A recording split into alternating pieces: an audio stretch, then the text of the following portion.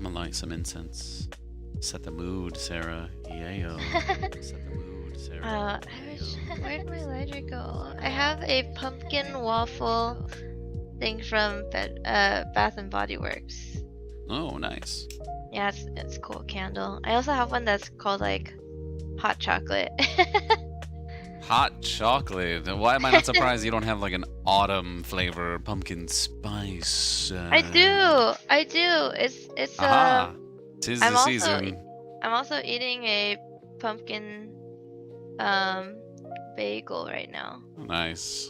Well, the live stream just kicked in and it sounds great. Will you just double check on your end that we got good audio? Let's see. Man, we've got an action-packed day today. It sounds good. So fly. Love the headphones. Nobody can see them because we've got the slideshow and some music playing, but yeah. Waffles and Pete. We're getting ready to gear up in about 12 minutes for the live stream for Digicon 11. This is already breaking records from the last one. Miss Waffles, I don't know if you've noticed, but there's a record number of people who have attended already. Day 1, day 2, we're already looking to break those numbers, and then day 3 is when everyone show up, share with your friends, tell them about Digicon 11. How have you, have you had enough rest? How are you feeling? Yeah, I'm good.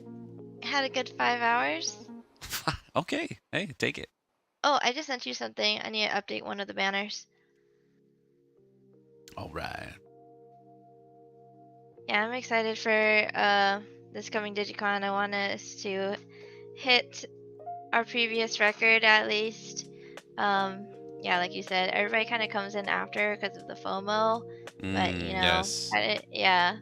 Try to get your friends in right now so that they don't miss out.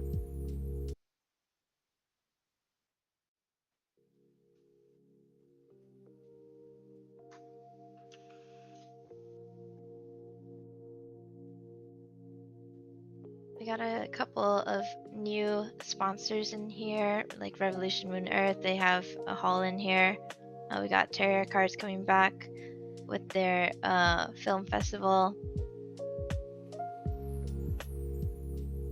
And today on the live schedule, we have Aggie from Splinterlands. We have Crypto Shots with Sniper. We have EMP Money with AJ. Then for the first time in a long time, or ever, we'll have a live stream break in between, and then we'll run it right back with Inverse with Joe, Revolution Moon Earth, Captain Crypto, and then that's it. And then after that, we'll leave it up to the rest of y'all to have fun and explore all of the different sponsors that have come in.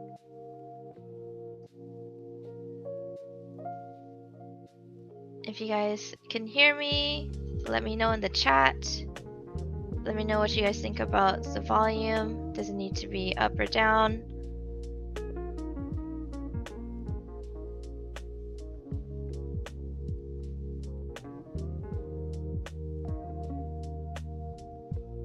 October's gonna be exciting. Yeah. We've got a very, very awesome Splinterfest video to show everybody. We'll also be sharing some footage from Digicon, past Digicons, where we had some really funny interactions to share with one. The kind of when the GUIs hit the world, right? I wonder what those Dojira guys are doing. I'm really interested to see how they're doing. Yeah. We hope they come back for Digicon 12. They've been super busy. Yeah, Red Pandas. That's Rusty Pandas, rather, right? Yeah. It is a red panda avatar that's inside the event. Plus the Waxel Ninjas, they also got several upgrades over the the past Digicon, right? It's like just continues to evolve and upgrade, which is really exciting. Yeah, I love it. Once I saw Rusty and all of us spoiling out his avatar, I was like, this is amazing. Even more amazing is that the hair and other accessories work on top of it. So You can make your red panda have a lot of personality. I think one of my favorites is the one with the mustache. That one, and what Yeah, else? it wasn't Sass. And I then there think was she a was there was a top hat one, but somebody had. she I was forgot. repping it. Yeah, it was so good. Oh yes, Sass had it. I was like, I like your mustache.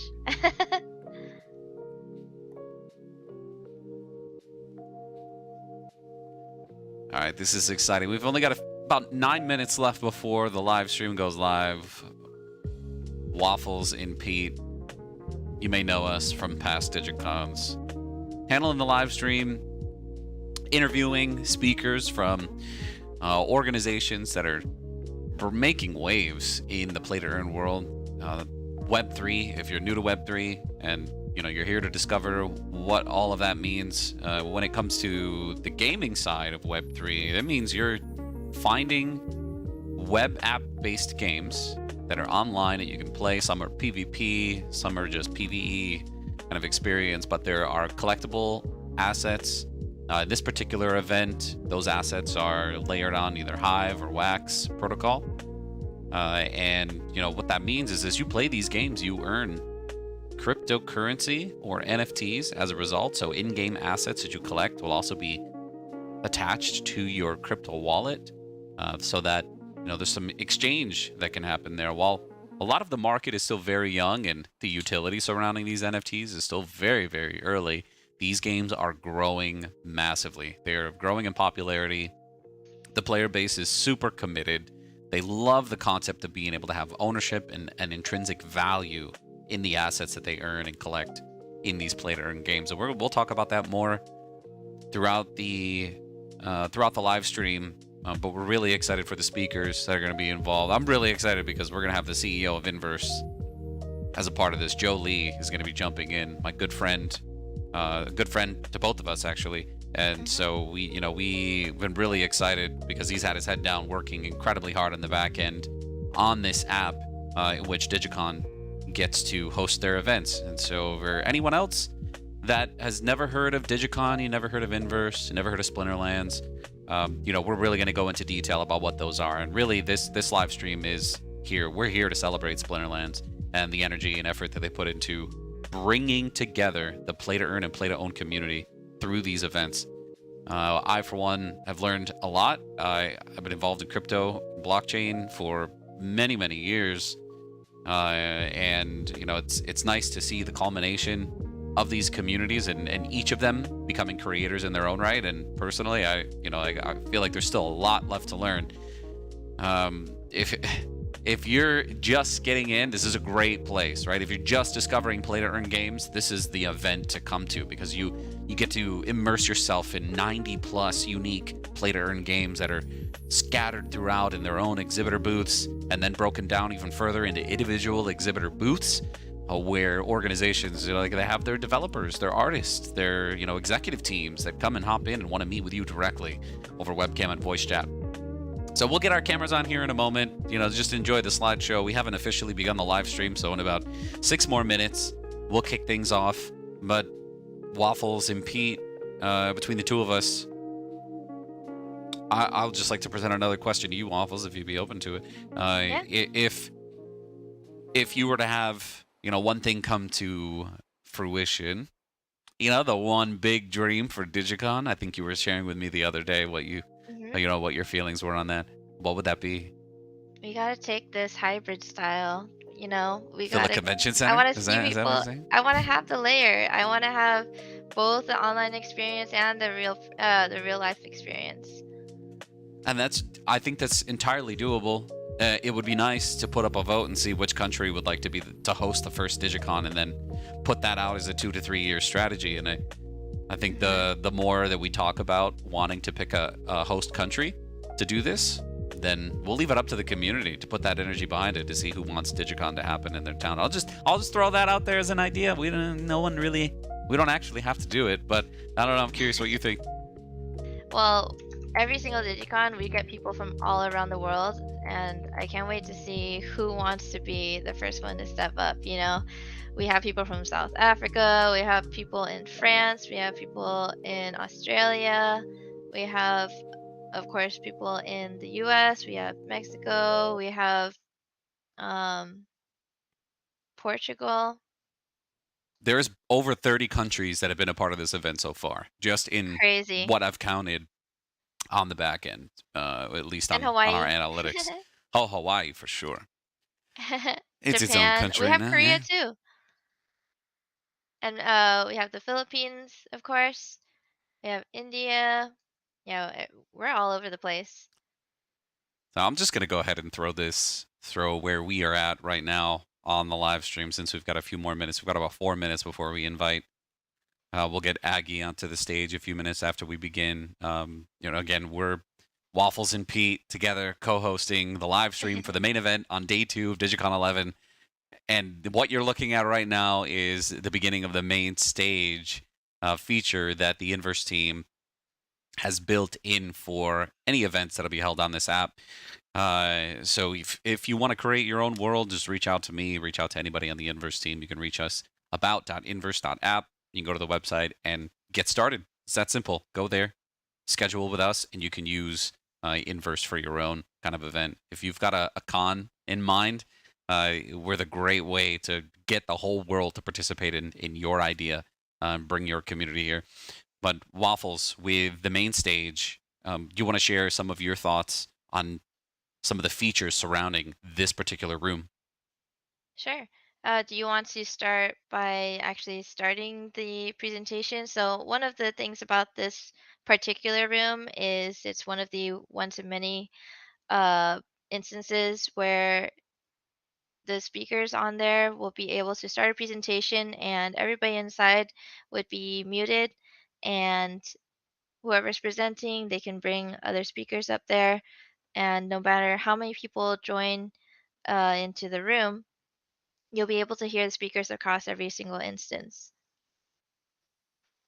And that's super important for a few reasons because that means we have a room now that can scale up to as many audience participants to listen in to up to 6 people on stage to give presentation, share their screen, and even incorporate that in the live stream to broadcast out. So we're going to utilize this today. Again, it is still in beta testing, so there will be bugs. Just count on it. We're swatting them every day. So if you do encounter any of the bugs while you were exploring, Digicon, you can just go up here to your options, click that, and you can chat with support and let us know if you find a bug while you're going through our version of the metaverse. Again, we really wanted this to be super simple. We intentionally designed it as a low poly environment so that it can operate on very old machines and very slow internet speeds because we wanted this to be as accessible as possible. A couple of things that we'll mention is that there's two new ways to get into the app. Well, technically one new way, but we had to accommodate to both operating systems for these devices. Waffles, you want to spill the beans for us? We're talking about mobile compatibility. What mobile? What are you talking about? It's mobile. Oh, yes. It's happening. It's happening, It guys. and it is live. So if you do have an Android device or you are an Apple lover and you've got an iPhone, go ahead and pull up your browser. Head to the inverse.app website, look for Digicon 11, and hop into the event and see how it works. Again, these are new access points to the Inverse app. We want to keep in mind that, again, all of this is still being tested, but your feedback is going to help us really improve it over time. And we need that feedback. We thrive on it. So find our Discord link, jump into Discord, chat with us, and let us know what you think. Let us know how we can improve that access. So you don't have to download an app. You can hop right in and enjoy Digicon 11. But Waffles, Sarah, aka Waffles, I'm Peter Perez, the head of community with Inverse, and the two of us are going to be co-hosting the live stream. I think we can begin. Did you want to kick off with your opening remarks? Sure. Welcome, guys. Welcome to Digicon 11. We finally made it. And we are at over 1,000 people again. I think this is probably our streak of 3 Digicons in a row, I think, that we've reached over 1,000 attendees. So thank you so much, you guys. During this live stream, we also plan to give at least 6 NFTs from Splinter Talk, referencing Chaos Legion lore and some others. So keep watching. Today we have a super fun, engaging 3-hour live stream as our main event for the weekend. And for those of you who don't know, Digicon is like an expo. It's a gamified interactive event where you can run, jump, try out a bunch of different activities, and it's not like your regular convention. So normally you go to a convention, there's networking, you get to meet a couple of cool figures, and but do they have fishing? Do they have cornhole toss? Do they have accessories that you can, Everybody loves a little represent yourself cornhole. with? I know, everyone loves it.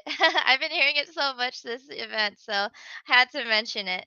And on top of the cool people that you can meet, you can pick up free swag and goodies from sponsor booths in the exhibit halls, um, during events when things are happening on the schedule, on this live stream, and also everybody's favorite, the Digicon swag booth that's located in the welcome room. All you have to do is sign up. Don't forget to whitelist my email, sarah@splinterlands.com. And then after the event, I will be sending you an email. We'll collect all your information on which wallets to send the swag to. And good luck to you on winning, because some of the swag is limited. So some of them, all sponsors will be giving out to every single sign up, and some of them maybe only 3 people will win or something like that. So good luck to you guys there. All right, next order of business. So, where is the party happening? Everyone's always asking me where the party is happening during this event. All you have to do is people don't realize this, but at the very top, when you're inside the metaverse, you click on location and then you click on teleport to another room. And then when you click on certain rooms that have too many people there, you'll see like a number out of each instance. So make sure to check that out. Or you can just ask me, or, just jump in and then tell me where the party is at. Anyways, I want to highlight a couple of our sponsors for the halls. We have Atomic Hub, we have EMP Money, we have Gala Games, we have Hive, Nifty Blocks, NFT Horizon, Revolution Moon Earth, Tarot Cards for your presentation room, and Splinterlands, of course, you guys. Splinterlands is the host of Digicon, so props to them for giving me this job so that I can bring the party and the fun and all the cool stuff to you guys.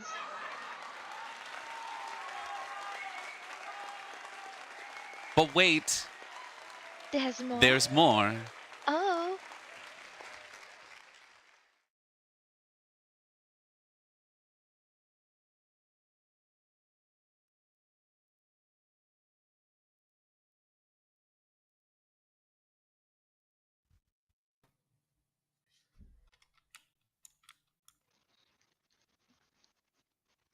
Waffles, come back to me.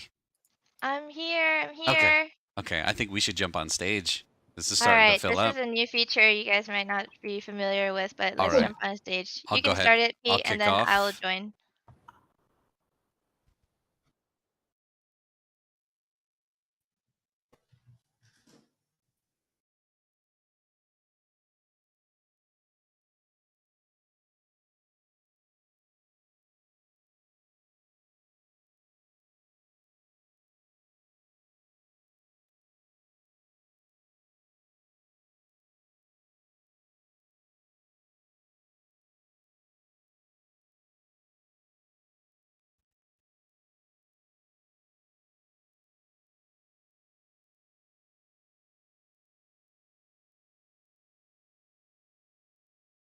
Stan, it's just you and me on the stage. What's up, Stan?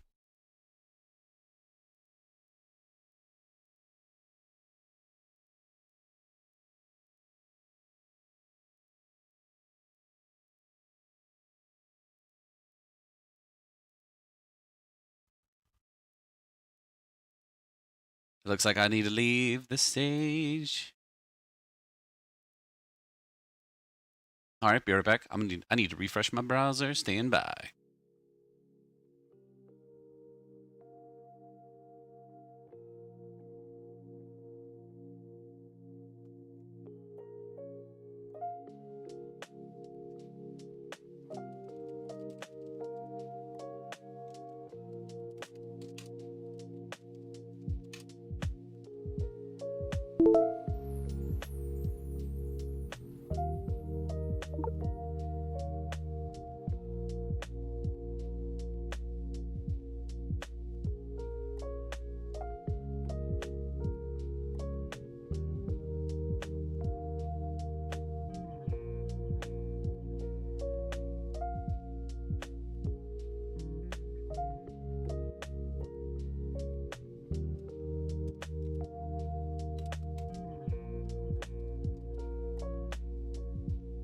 All right, Waffles.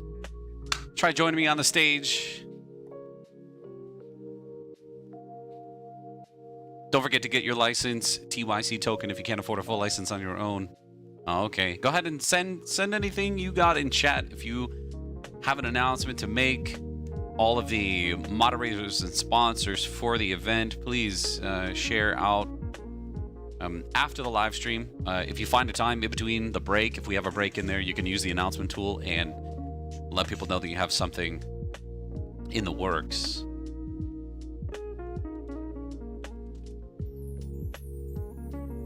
But stand by 1 second. We're flipping on the main stage.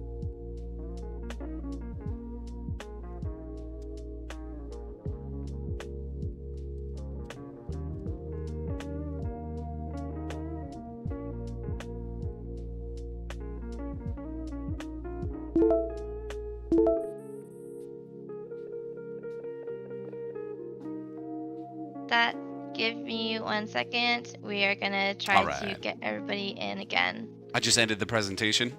Yes. You want me to start it? Yeah, go ahead. You try starting it this time.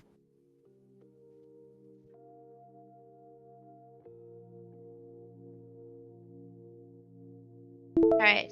We are in, right? Woo! Yeah. Yay! All right. Oh my gosh. That's all you gotta do, people.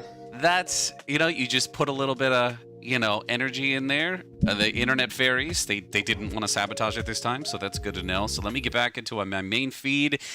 And Aggie, so excited. I'm sure you got a lot to share, but Waffles, feel free to kick this off. Hey, welcome back, everybody. Thank you for dealing with our technical difficulties.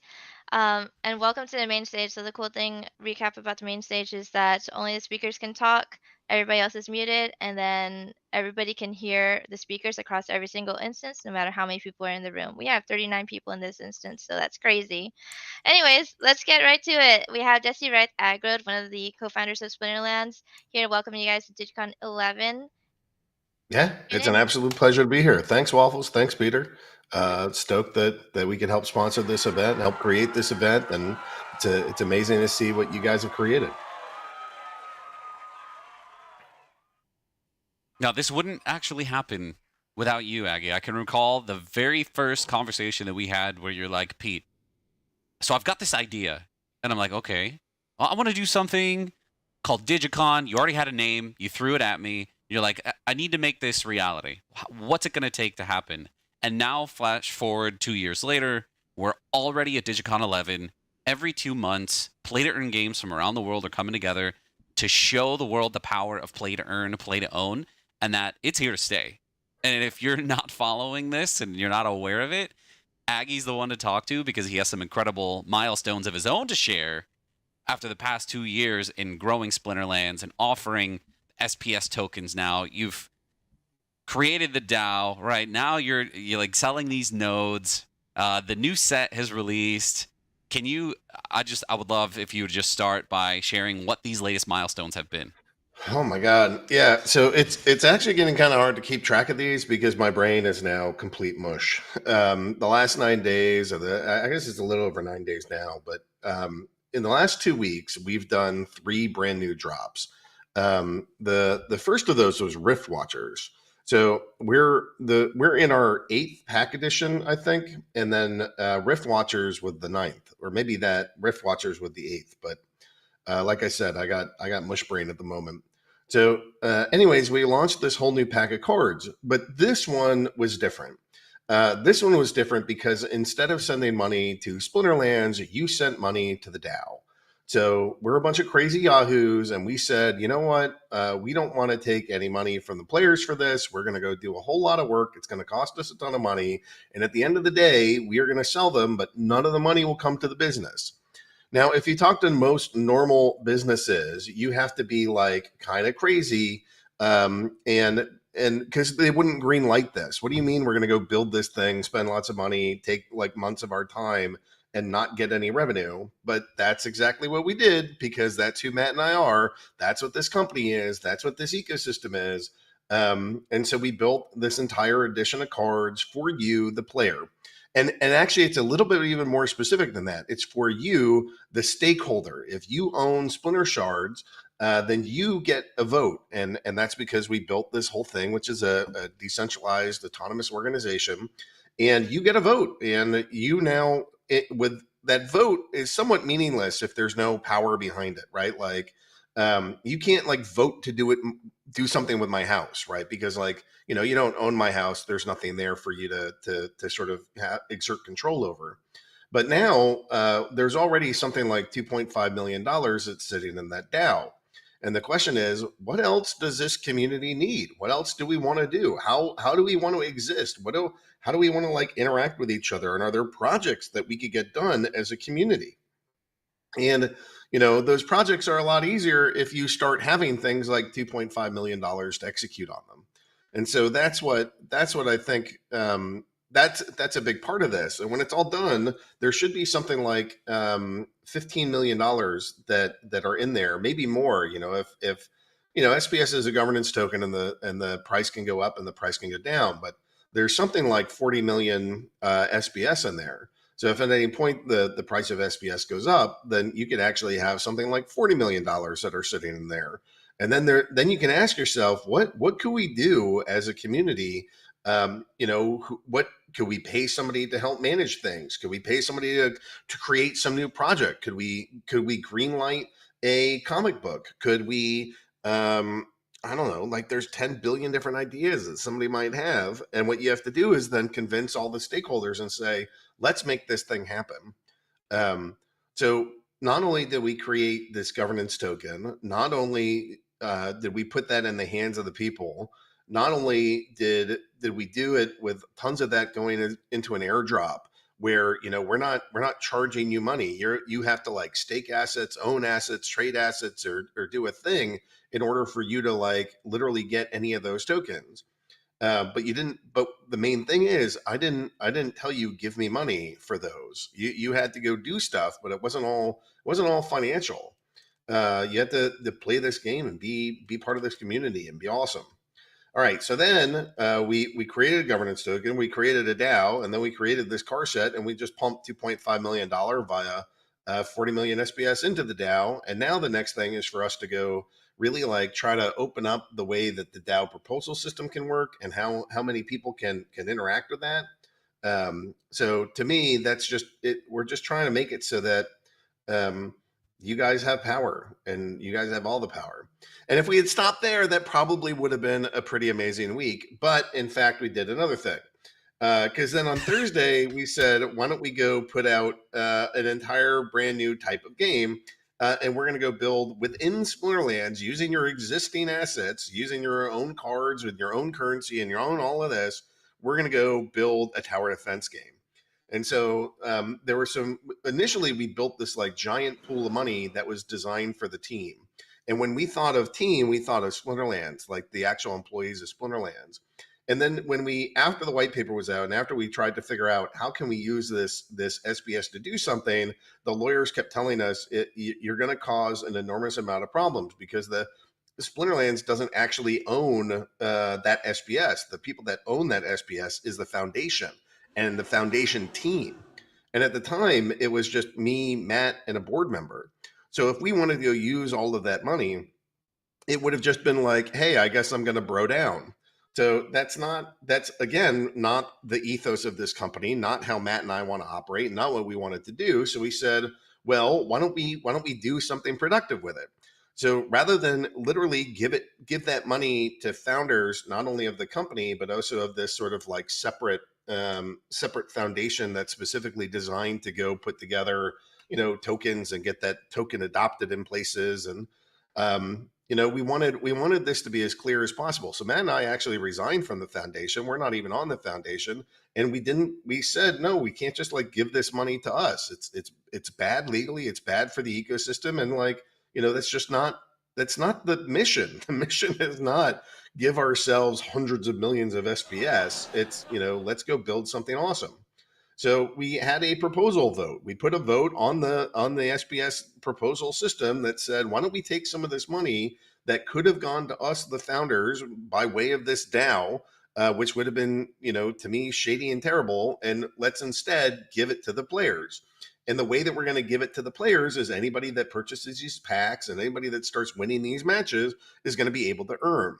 And we didn't want it to be some like crazy difference from the things that we were already selling. So we said, hey, look, there's 15 million card packs available for sale for Chaos Legion, and there's 7.5 million SPS per month that goes out. So why don't we just keep that exact same ratio? So, but it's a smaller game. So we're doing 2 million SPS or there's 2 million packs and 1 million SPS per month. So it's the exact same ratio in terms of rewards as Chaos Legion. The one thing that we didn't really think of is that, like, hey, there's a lot of cards that exist out in the world, all of Untamed, Alpha, Beta, Orbs, Dice, all this other stuff, and there's not for this tower defense game. So the tower defense game is in my brain like a pretty lucrative endeavor. One, it's a brand new launch. Two, it has the same ratio as Chaos Legion in terms of rewards, but it doesn't actually have any. And you can quote me on that, any like card competition. What it will do, it's going to allow you to like stake some of the cards that you have in your Splinterlands collection, and using those cards, you're going to be able to, make your towers and make your spells more powerful. So that's the design. We're going to see how we can implement it even better, but over the next couple months, we'll go from here's this pre-sale and here's what we're trying to do. But here's an entirely separate game. And one thing to note is that we're doing it with an entirely separate team of developers. We're working with a company called Double Coconut. So it takes a little bit of our time. I don't want to say that it takes none because that would be unfair. But for the most part, there's 35 people that are working on this game, and they are from a different company. And so when we're building this thing, it's not us being like, hey, why don't we stop working on land? And why don't we stop working on boss fights? And why don't we stop working on features of SPS? Why don't we stop all that crap and just build a tower defense game instead? It is not that. It is actually, hey, here's this team. They have 35 people. They're pretty competent. They've made a lot of these games before. They're familiar with their ecosystem because they've been working with us for the past 2 or 3 years now. And they came to us and they said, we want to build a game. And we're like, okay, well, we all like tower defense. Let's go build some tower defense games. And that's roughly how all this thing got started. And so on Tuesday, we sold out of the pre-sale for Rift Watchers, and we're now up to something like 700,000 plus packs sold. And then on Thursday, we sold out of tower defense pre-sale. So that was pretty amazing because there's 250,000 packs that evaporated in 12 hours. And then the very last thing that we're doing, if all we were doing is tower defense, that probably would have been enough for a 2-week period. But that's not who we are or what we do. So we added in this whole brand new thing called Rooney. Now, if you are in this NFT collector space, if you call yourself a degen, if you think of yourself as being part of this whole like ecosystem and community, you've probably heard of a PFP project, which just stands for profile pick. I don't know why they need PFP for just profile pick, but that's what it is. And they're huge. You got things like Bored Ape Yacht Club that are out there that are literally one of like the most heavily traded things in all of crypto. So what we said is like, hey, we've been gathering people from all over the ecosystem and dragging them into Splinterlands. But one thing that we really haven't done yet is get that like Ethereum crowd in here. And we really want the Ethereum whales, the Ethereum buyers, the Ethereum degens to come play with Splinterlands. And to date, we haven't really done that. And so we thought that a perfect way to go do that would be this project called Rooney. Rooney is a runicore, and it's short for runicore. And a runicore is sort of this like ancient, powerful artifact that you, the battle mage, are able to imbue with power, and it can go kick some ass. So my current thoughts, and I don't know that all of this will happen. I am for sure positive that you can purchase a PFP. It has over 6 billion combinations, and you'll get one of them if you mint that Rooney. And it will live as an ERC 721 or 1155 that lives on the Ethereum blockchain. And then there's going to be a smart contract that you can stake that into. And if you choose to stake it into that, we will then take your Rooney and bring it into the Splinterlands game.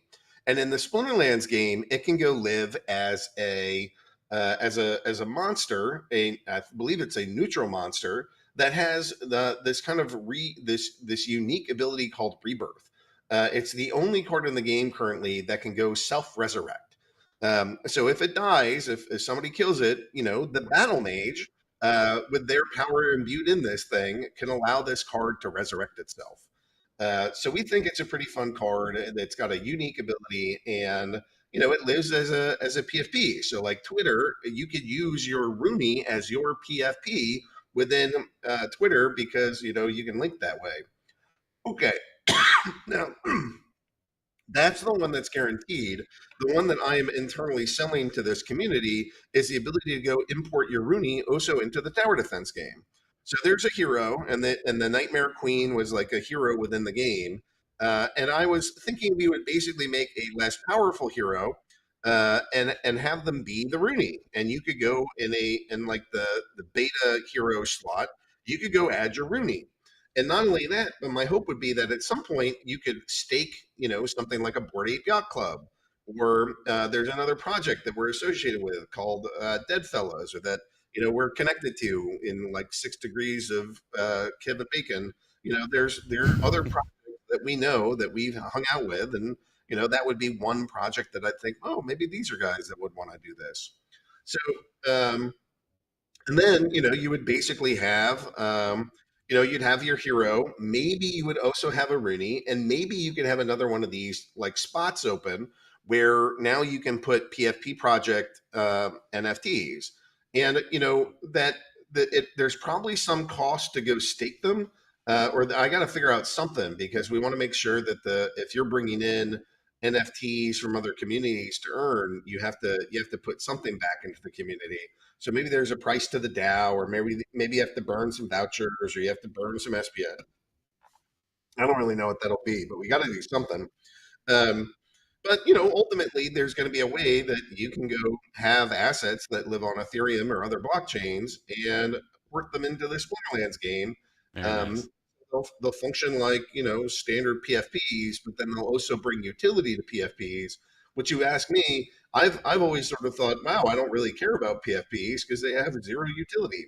Well, Roonies have utility, and Rooney not only could bring utility to our PFP, but we could bring them to other PFP projects, and I think that would be pretty interesting. Yeah. One quick question that I have is, some of the PFP projects that are out there now are intentionally putting in stats, agility, strength, and just some other random traits for a lot of these PFPs with the intention to try to design them and build them into a game. Is that something that, with the Rooney model, that will take into consideration on other PFP projects? I mean, we could, but we can, when you get into something, how do I explain this? Even if every aspect of every single part of whatever NFT project is decentralized, when you bring it into a game that's run by somebody else, then we have the option of displaying it however we want. So we could choose to honor it, but if they have something like Constitution, maybe we just turn that into health, or they have agility, and maybe we do that. But what if it costs you like next to nothing and you have this all powerful card? There's no reason why we should honor that. That feels like somebody trying to pull a fast one. Get a one up. Yeah, that's true. There's definitely some exploits that could exist there. So we've got about 5 minutes before the next talk, so we do need to wrap this up maybe in the next minute or so. Aggie, what Here, is? Can I talk about the project that I'm waiting on with you? Can we mention that? Yeah. Oh yeah, of course. Yeah, go for it. Okay. That's the one that I'm it's not my most excited project. I mean, I got a lot of things that are going on, but one of the ones that I feel like we've been missing for a while is an ability to hang out. And there's nothing wrong with Digicon. Digicon is great. It's this wonderful convention center. It has all these projects. The only problem with me is that it's not. I don't know how to both have all these random like play to earn projects from all over the metaverse in here, and also have something thematic that makes a whole lot of sense. And so I've been thinking about this and getting a little bit frustrated. And the other thing that is missing from my ecosystem overall is more complicated trades. There's not a way right now where I could go trade, a couple of alphas and a beta for your gold foil legendary from Chaos Legion. I could pay, the DEC cost on the market for each card individually. But one of the great things about games like this is your ability to sort of make these complicated trades. And we do that in something that I've heard referenced as a trade binder. So what I want to build is a unique world within the Splinterlands ecosystem, and the main purpose is to allow all you degens to hang out and trade with each other. And then, if you look around, there's a lot of NPCs. Those NPCs could represent shops where you could buy or sell objects here in the metaverse. And all of it would be powered by Hive Keychain, and all of it would be powered by NFTs that you might own on Hive Engine. So this feels like a way to allow all the players that are hoping to go do more complicated trades, and not just more complicated trades, but trustless, so that, like in those complicated trades, you typically need to have somebody sit as escrow for you. And it gets scary because you don't know that everybody in the ecosystem is going to be an honest participant. But if we can do this, man, it just opens up so many doors for us where, you can trade all these items. They don't even have to be part of our game. And to do it, I'm thinking that we create a gamer jibe like space or an inverse like space. We make it more thematic to the Splinterlands, and then I want to start selling plots of land in it, and not expensive. I'm not trying to make this thing some like outlandish amount of money, but we got to figure out some ownership. And you guys could run around and erect guild buildings. You could put up displays. Maybe you could get some statues or some art in here. And it would just be ways that you could go broadcast to the world. Here's what we're doing. And one of the main reasons why all the people would come into this space to begin with is that they want to be able to do trades. So I keep saying something like, "Hey, Pete, why don't you come meet me at the Boar's Head, and we'll go do the trade there." And so Pete and I would both go down to this spot. There's a Boar Heads there, and then the two of us could open up a trade binder, and we could do this more complicated trade.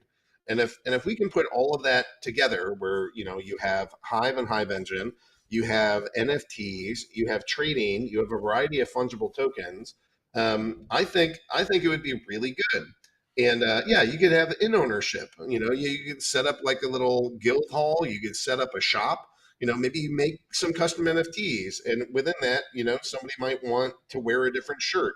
I can actually see a whole bunch of these outfits that people are wearing as their own kind of like special NFTs. So if you want to wear Ulrich as a costume or wear Dr. Blight, you actually have to own the NFT, and that means that somebody could go spend a lot of time and money to go make these kinds of costumes and cool affects or cool items that make you look awesome in this metaverse. But then there would also be a limited supply, a way that you could buy and sell them, and then also a market for them at some point. And later down, we'd start doing things like adding an auction house, maybe. So you could go put all these things up for auction. And I just feel like there's a lot of ways that we can do this to make it really awesome, a fun experience, and use some of the best parts of Hive and Inverse to go create, a little bit of something like a Second Life, but doing it in crypto with NFTs and tradability and all the things that we're really excited about, and like real ownership. So that's what I'm starting to kind of think through. Again, I'm not doing this as like some let's make billions of dollars of money kind of project as much as I am. Let's go make like a sweet place where we can all hang out. It's not to take the place of Digicon, because Digicon is perfect for what it's doing. Like let's get all these brands together and just showcase these brands and in sort of a modern, neutral convention hall style. Like I think it's great. But if you just want to be a trade degen, and actually one of the things we could do is bring that trade binder into Digicon, so that you not only do you log in with your Inverse account, but then you have to hook it up to your Hive account, and now you can actually be in here, and one of the buttons you could do is trade. And when we're doing Digicon stuff, and there's people from other communities and they want to hawk their wares, now they can actually sell the thing. Right. And it just creates a commercial opportunity for everybody, for all of us to engage in free commerce with one another through voluntary interactions. And I think that is infinitely better than, not having the ability to do that. So Totally. I don't have a name for this project. It's sort of my metaverse project. Everybody tells me it's super cringy if Aggie says the word metaverse, but I'm saying I'm saying it. saying it. And you just need to get over it because that's what everybody in the world recognizes these kind of things as. But I want to build a metaverse. I want to build it for the Splinterlands, and I want you guys to populate it with businesses and creative projects that just show off how awesome you are as a collective. I love And how I you think said it earlier too. You called. Go ahead.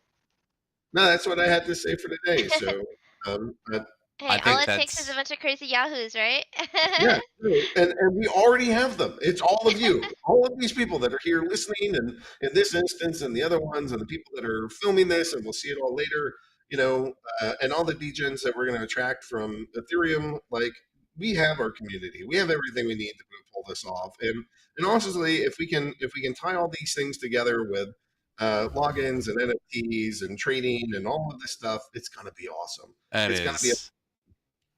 Yeah, it is. And I just want to say a quick shout out, Crypto Shots. We're coming to you next. Hang tight. I think this was a really a opportunity we didn't want to miss to just hear Aggie kind of really just mind jam and let it flow on some of the creative aspects that I know that he's been like really spending some time thinking about and how to make it work for everyone that's been a part of kind of this ecosystem and making it what it is, because it's really about understanding it in a way that is really defined by the user base and the community.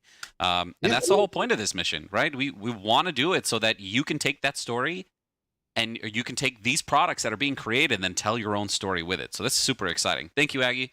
I really appreciate. Thank you, Aggie. Yeah, really appreciate your time with that. We do need to run and go get with Sniper, the founder of Crypto Shots. Will be coming up next. Give us 1 minute. We're gonna go jump ship and head over to the Crypto Shots booth. Waffles, do you want to take us there? Yep. Yeah? I'll be right there. All right, Aggie, thanks again. And everyone, hang tight in just 1 minute. And up next, we're going to be talking with Sniper, the founder of Crypto Shots. Hang tight. Oh, but before I go, watch this amazing trailer for Splinterfest coming up in Las Vegas. If you haven't gotten your ticket, you should go get it now.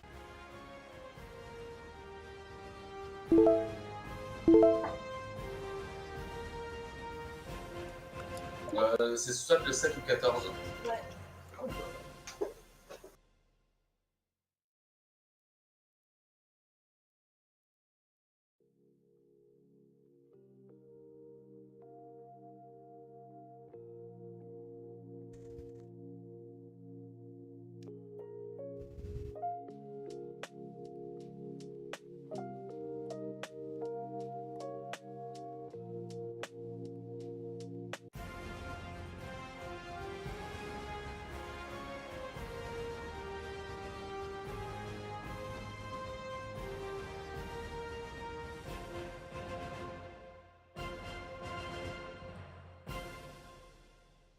Someone's giving me an accessory. Oh, okay. Thank you. So me and Sniper are matching now. Cheers. All right. I think we are ready to go. Sniper, thank you so much for waiting on us. Aggie, he was just flowing, and we didn't want to stop him because he was just saying some amazing, never before heard things about some of the vision there. Can't wait for the VOD to be able to do the rewatch, but we're super excited to be here. Waffles and I, Digicon has been going on for 2 years. Crypto Shots, this is not your first time here. We're gonna pass it over to you. Oh yeah. Yeah, thank you. Yeah, thank you. Hello everyone. I hope you're having a great time here at Digicon. It's already 11th, crazy. So Crypto Shots. As you said, we already been here. We were on stage on Digicon 9. We already introduced ourselves, and we also been joining all the events, Digicon events since then. So today I'm gonna show you what we worked on since we were on stage back in May. But let me start with a quick overview for the ones among you that never heard about us. So I'm Sniper. I'm the founder and I'm a dev myself for this project. The first time I started working with the blockchain, that was not simply investing in it, was with the Keys Defender. That is a good bot on Hive. I'm passionate about security, and that's one of the reasons that led me to create it and run it for free for almost 3 years now. If you want a little more info about that, you can watch my old presentation at Digicon, or the one I just did, the High Fest that just took place in Amsterdam, or follow it on Pict. Today we are here to talk about CryptoShots, so let's dig into it with a brief introduction. CryptoShots is first the browser-based play-to-earn 3D shooter that was live on Wax and now also on Hive. We've been around for almost a year. We started in October last year. We launched in February, and we are currently in beta.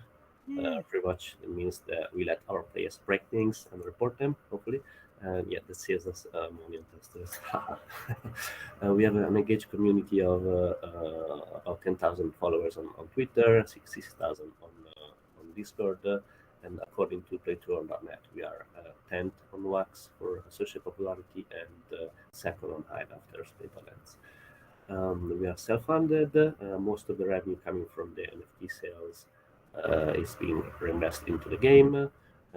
We are able to keep building into the bear market. Unfortunately, it's happening because most of us in the core team have a day job and volunteer our time towards our long-term goals.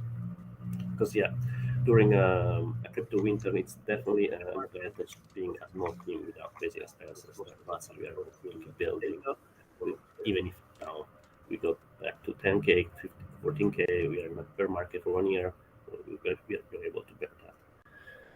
Despite not having a huge, despite not being backed by huge VCs, we were able to make good numbers on Wax. We have about $240,000 in NFT trading volume, and we shipped over $110,000 to players as gaming rewards. That's our public data. Some high-level information on our tech stack. Our game is developed with Unity using GL 2.0. So the scene runs in a web canvas, so that means by major browsers. We recommend Firefox that has a much better performance for games. Why did we decide to be browser-based? It's true, it doesn't offer the same performance and experience of desktop games, but at the same time you can play anywhere you want. You can log in on any machine without having to do a multi-gigabytes heavy download. You can play on your friend's machine when you visit them on the other side of the world. You can play on multiple devices that you own, and so on. It's also safer from hackers. So, for example, a lot of expensive NFTs are recently been stolen from some popular YouTubers that downloaded an executable on their machine and compromised it that way. We are also OS agnostic. Windows, Mac, Linux, doesn't matter. You don't need to wait months for developers to build a downloadable for you for your that works on your operating system. With a browser game, you don't have these issues. You log in with your socials, for example, Wax Cloud Wallet, and you're ready to go. Being browser-based, it's also easier for us to port the game on mobile and even in VR browsers. We already have some working prototypes for those. All right, so these are the shiny things you see on the front. What about the hard stuff that takes place in behind the scenes? For our backend, we rely on reliable and scalable cloud services. So that's good because we've never been down in almost a year. But that also means that we are not as decentralized as we would like to be. But we are trying to lean towards that direction, and there are some steps we are taking in Q4 to try and achieve more of that. This is how the game looks like to our Wax and Hive players. Level 0, the warehouse were released in February. Level 1 cargo ship was released right before Digicon 9, so end of May. The second level, an updated preview is going to be on testnet tomorrow and live for the players in early October. You can check our presentation at Digicon 9 for more new starter info. Let me just give you a quick summary of the goal of the game. You need to kill all the drones on the map, and every time you do so, you earn some tokens, some of our Wax tokens, Hive or Wax token, and the amount depends on the difficulty you're playing with and your NFT inventory. When you lose, you only get 1/10 of the rewards of that match. When you win, you get the max plus some reward boosts that depends on whether or not you have some specific NFTs in your wallet, like condensers, or even Discord badges. The claim thresholds depends also on how you perform in the game. The default claim threshold, the max one is 62 per day. You can, it increases to 90 if you win the second level, and you can unlock a daily claim of 105 if you unlock the champion status.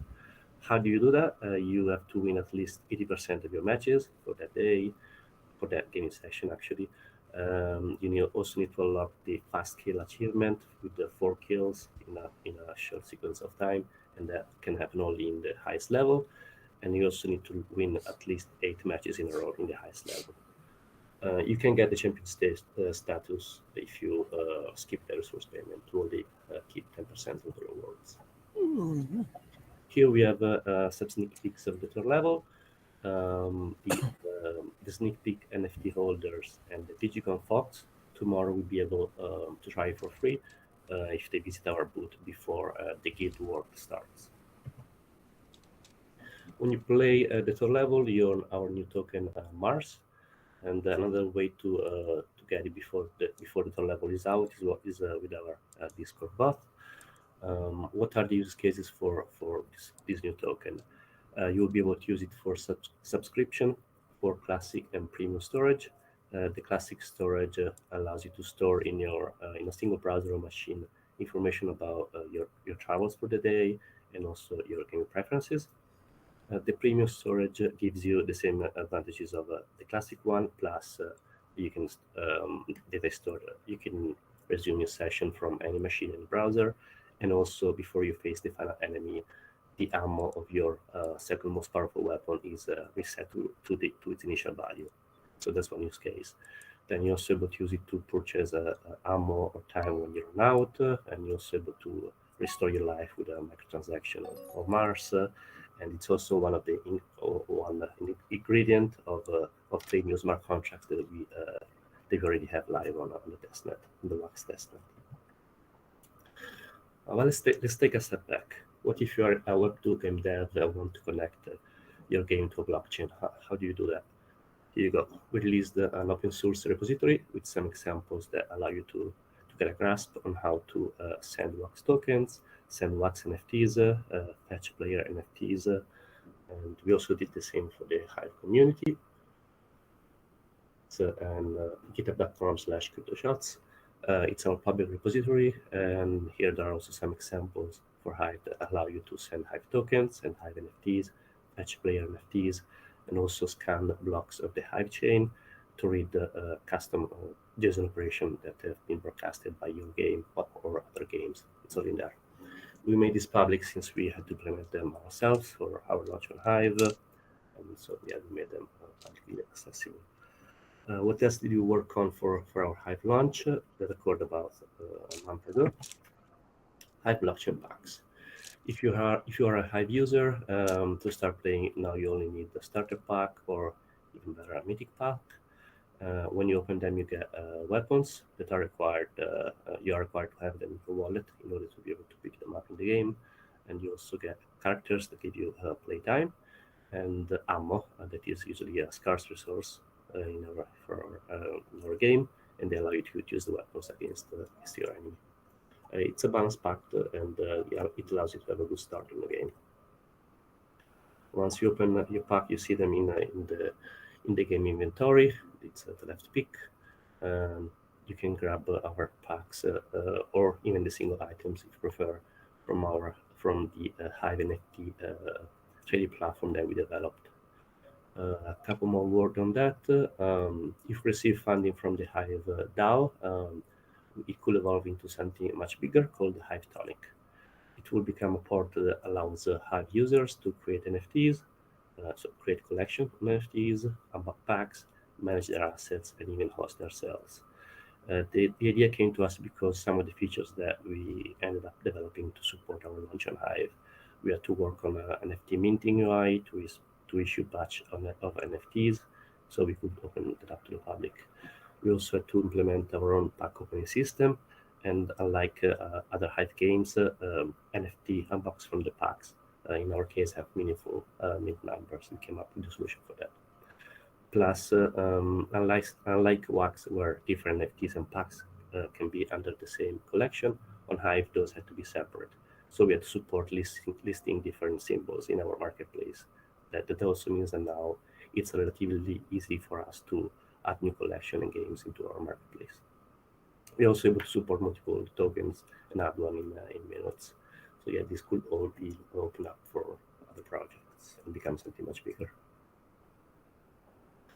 So until maybe we get some extra funding from Hive DAO, if you want to support our work, we still have some Hive packs up for grabs. Our Hive token, there was a small sale and when sold out. Our NFT packs are still up there. There's only 380, and we want to mint more. The link is hive.com. Remaining on the Hive topic, what else did we do for our Hive launch on August 21st? Not only the integration of the Hive NFTs, but also we started issuing our own Hive token as a gaming reward.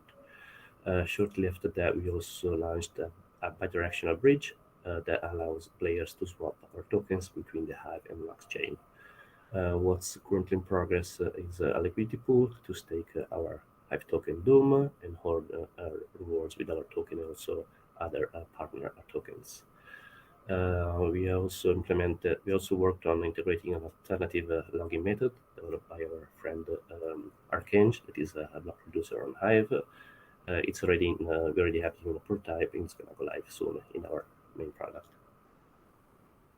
After that, much more is gonna will be going on. For example, we're gonna become block producers ourselves on Hive, and we're gonna issue new tokens for spaceship travel, storage, and much more. What are our next events? Next Saturday, some unique items are going to be sold in our marketplace only with Boom. So we'll have spaceship passes, spaceship parts, and map parts. On October 11th, there's going to be a pre-sale of our third level with a crazy 50% off. That is accessible only for players that have at least 8,000 in-game Boom staked in the game. On the Hive side, there's going to be the second and third level packs launch in early November, and after that, an auction for map parts. Map parts means that the owner of map part gets passive income on other player matches. We publish all our stats on chain every 15th of the month, so that data is public. There's going to be also an auction for the Hive spaceship parts. So for Hive, how do spaceship parts give you rewards every month? It's because to access the next level when you play, players need two things. One, they need the end of level NFT that is unlocked only when they win in hard mode, and two, they need to choose and pay for a spaceship that they have different cost and different wait time. The owner of a spaceship part gets a cut on those travel fees. It's as simple as that, and the data is clearly public on chain. So what are we working on these days on top of the 2 level release? Staking, blending, and secret means. We have live on the testnet these 3 smart contracts, and we are working to integrate them into the game inventory and world section. What are they all about? Staking, you're able to stake. We would be able to stake Boom for Mars and to stake Mars to Earth gas, and the latter is required to play every day. You need to pay food gas. Blending, you will be able to blend items into more rare items, and you need to use Boom and Mars as ingredients. And also some of those rare items are going to be required for the 3rd contract, that is a secret weapon meeting. So you send to the smart contract a combination of NFTs with Boom and Mars as ingredients, and if you get the combination right, you get a weapon with a reward multiplier up to 4x that is automatically minted for you. There will be clues hidden in the map, so you can either find them or you can try your luck and try and guess the combinations. Also, our coin NFTs allow you to get the combination right more easily. Whereas is our focus for the last quarter of 2022, we'll resume working on mobile. You can see a prototype on the left already working, and PvP, you can see our first experiment on the right. And then something new, we're going to work on survival mode, where we'll broadcast more operations on chain, we'll also introduce randomizations of rewards without the game becoming gambling. It's going to be super cool. Keep in mind that there may be variations to the plans or delays. We try to use Jira and Miro Confluence to organize everything. Yeah, priorities may change. Our maturity in the DevOps space allows to react quickly, but priorities may shift over time. To stay up to date with our releases, monitor our roadmap on our website, but most of all, follow our announcements.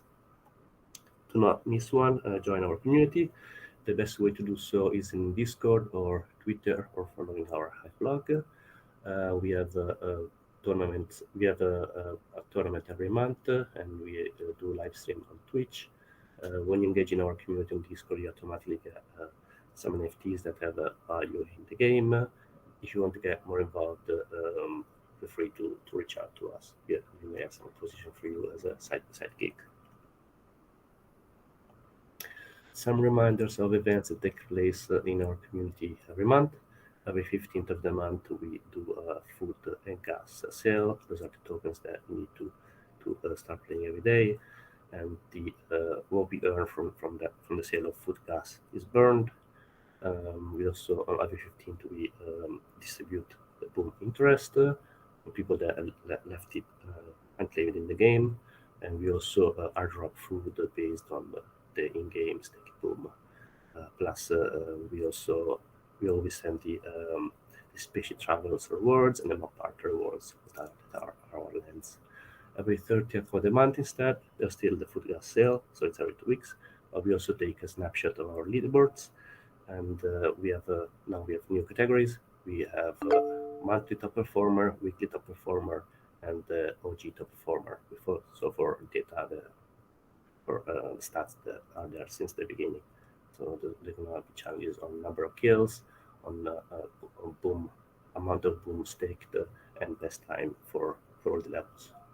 The exact prices will be announced. The first position is most likely gonna win our scales most.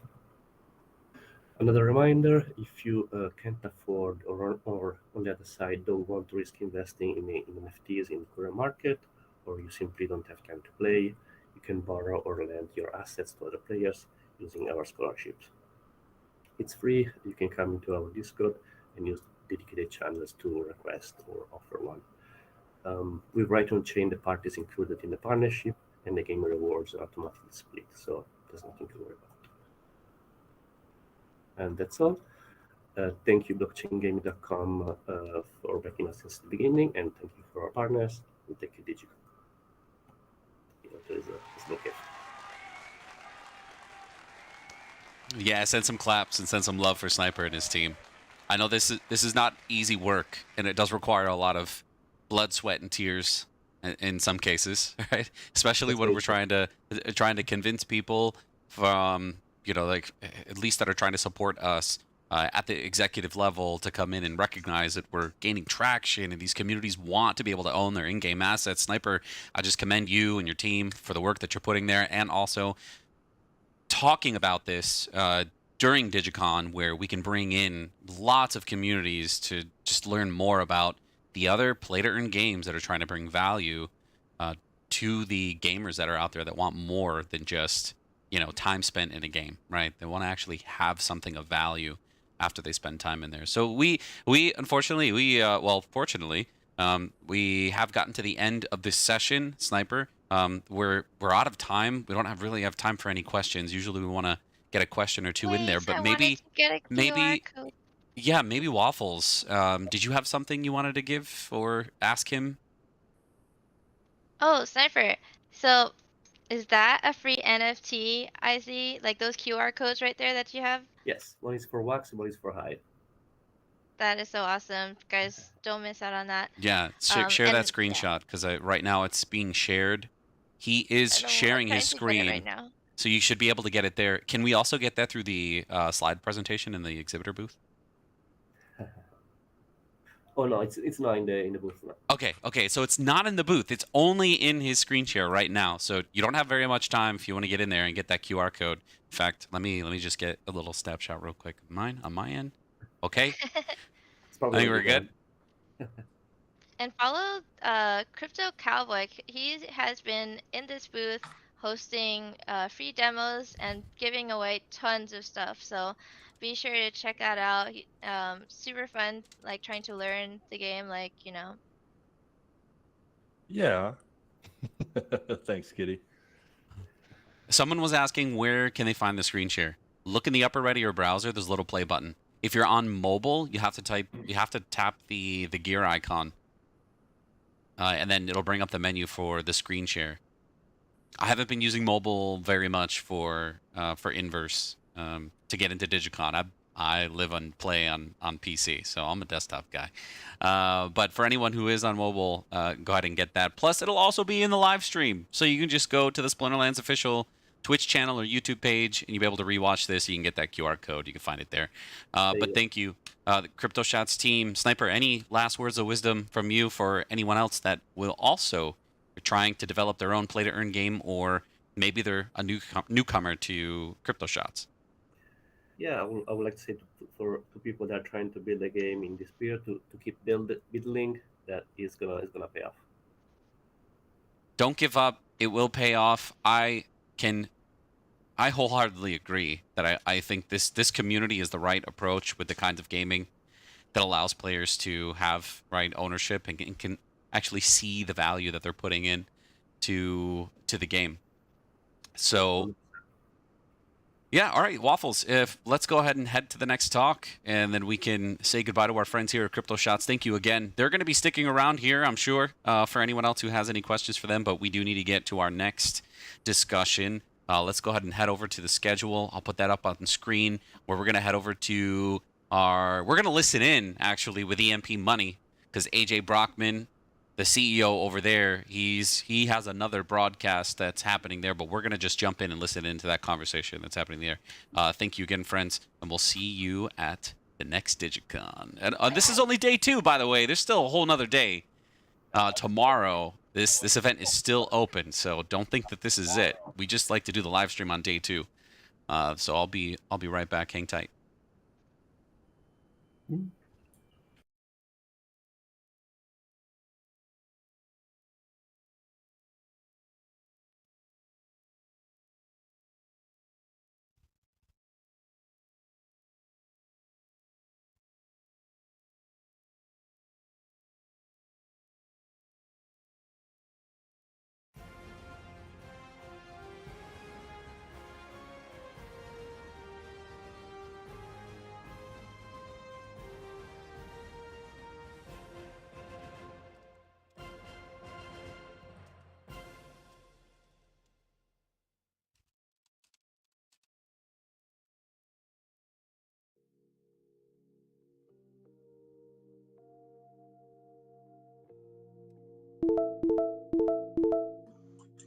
And for the floor.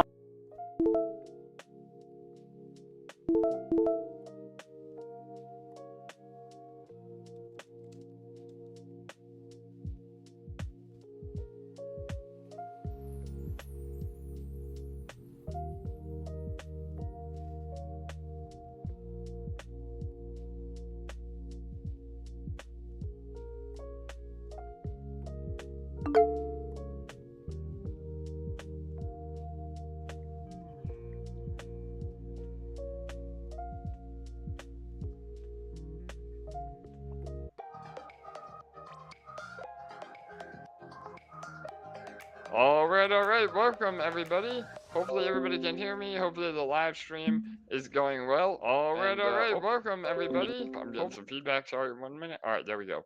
Yeah, all right, we're good to go. So welcome to Digicon 11. My name is AJ. I am the team lead here at EMP.money. And somebody has passed me a joint that I am apparently smoking on stage. So there you go. All right, we're having a good time so far. So all right, we're really happy to be here. Again, you know, we've been a long-time supporter of Digicon and Splinterlands, and this is going to be a quick overview of EMP, and then we'll get into the generator, which a lot of you in Splinterlands may or may not have heard of yet, and then we'll take some questions right at the very end. I'm also joined by LA. She is one of our team members, and Bull Gates, who is also one of our longtime supporters and my co-host on the daily AMAs that we do. So, really fast, EMP is a seniorage protocol pegged to the price of Ethereum through a ratio of 4,000 to 1. So I know a lot of you that might be a different language, and again, EMP is a bit complicated on the surface. However, once you really dive in and get to know what we're doing, it becomes a lot more manageable. So, again, we're able to offer incredibly high returns through a seniorage model with exposure to the price of Ethereum. And we are on the Binance Smart Chain, although the ETH that we transact in is BEP20 Ethereum, which again is the same thing as actual ETH, just backed by Binance instead of being on ETH mainnet. So the long story short is seniorage is basically a fancy word for inflation, and typically inflation can be associated with a negative connotation, especially in here in America or in the other economies across the world that just inflate their dollars or euro or whatever their currency might be. They inflate it without any rules. So the unlimited money printer just turns on, and that hurts the overall economy. Here at EMP, we do operate in an inflationary model, but the only way to mint new EMP into our ecosystem is through a very specific set of rules. So again, we typically algorithmic tokens get a bad name as well because of Luna and Iron Finance, some of the old ones that we've seen fail. But they were algorithmically pegged to a stable token, and that is fundamentally different than EMP because we are pegged to Ethereum, which is an appreciating asset. We have a lot more flexibility in regards to peg. We are a little bit under peg at the moment, but out of all the seniorage protocols out there, we are by far still the highest as far as peg the peg ratio. So we have a lot of amazing things. Again, we started as this seniorage protocol, or also known as a tomb fork, but we become much, much more than that now. We say that we're the entire dinner plate rather than just a fork. So we've also built some amazing applications on top of our platform. One of those is the detonator. So that is our original concept. It's closed source code that we have built from scratch, and that is really becoming the number one solution to add locked liquidity to protocols. So over the last few weeks, we've actually been able to offer detonator as a service, which is where we are actually licensing the detonator code to other protocols, and generator with Splinterlands is our very first detonator as a service. So some of you may have already seen this. I've been posting in Mavericks and in the tavern over on Splinterlands, but we've been able to raise about $200,000 of locked liquidity transacting in the SPS BNB token, the liquidity pair. So that's massive. I mean, that's about 15% increase in the overall liquidity of SPS BNB in the first like 2 or 3 days. So we're really excited about this detonator as a service. We already have about 3 more protocols lined up to be using this, and we will be getting a portion of fees from that. And so that will go towards helping us recover PEG and really maintaining a healthy ecosystem at EMP. So that's a really high level overview. Again, I know that was probably a lot of information for a lot of you, but the other good thing that we have is our academy. So if you are a little bit confused and want to learn a little bit more about the protocol, you can take our academy. So it's a free online course. It takes about 90 minutes to complete, and that will tell you everything you need to know about EMP and how it operates before you ever get involved. So definitely, please check that out. It's on the homepage of our website, and yeah, sign up for that. So I want to introduce Bull Gates. Bull, are you there, brother? Yeah, I think I have this figured out. How you doing today, AJ? Good, man. Loud and clear, brother. Loud and clear. So All right. I don't know if there's anything you want to elaborate on, anything I may have skipped over. Go ahead. Well, sure. I mean, you did a great job, like usual. Always such a professional. So friendly. Thanks, brother. Hey, no problem, man. Like you're, first and foremost, right? Like you're an investor. You're a businessman in real life. You're a dad. You're a person. All those things really matter because I think. I'll just point out one thing great about like this type of medium is that we do see a little digital person running around, and I see Steve82 in his with his cam, so I can Yes, hello I love Steve.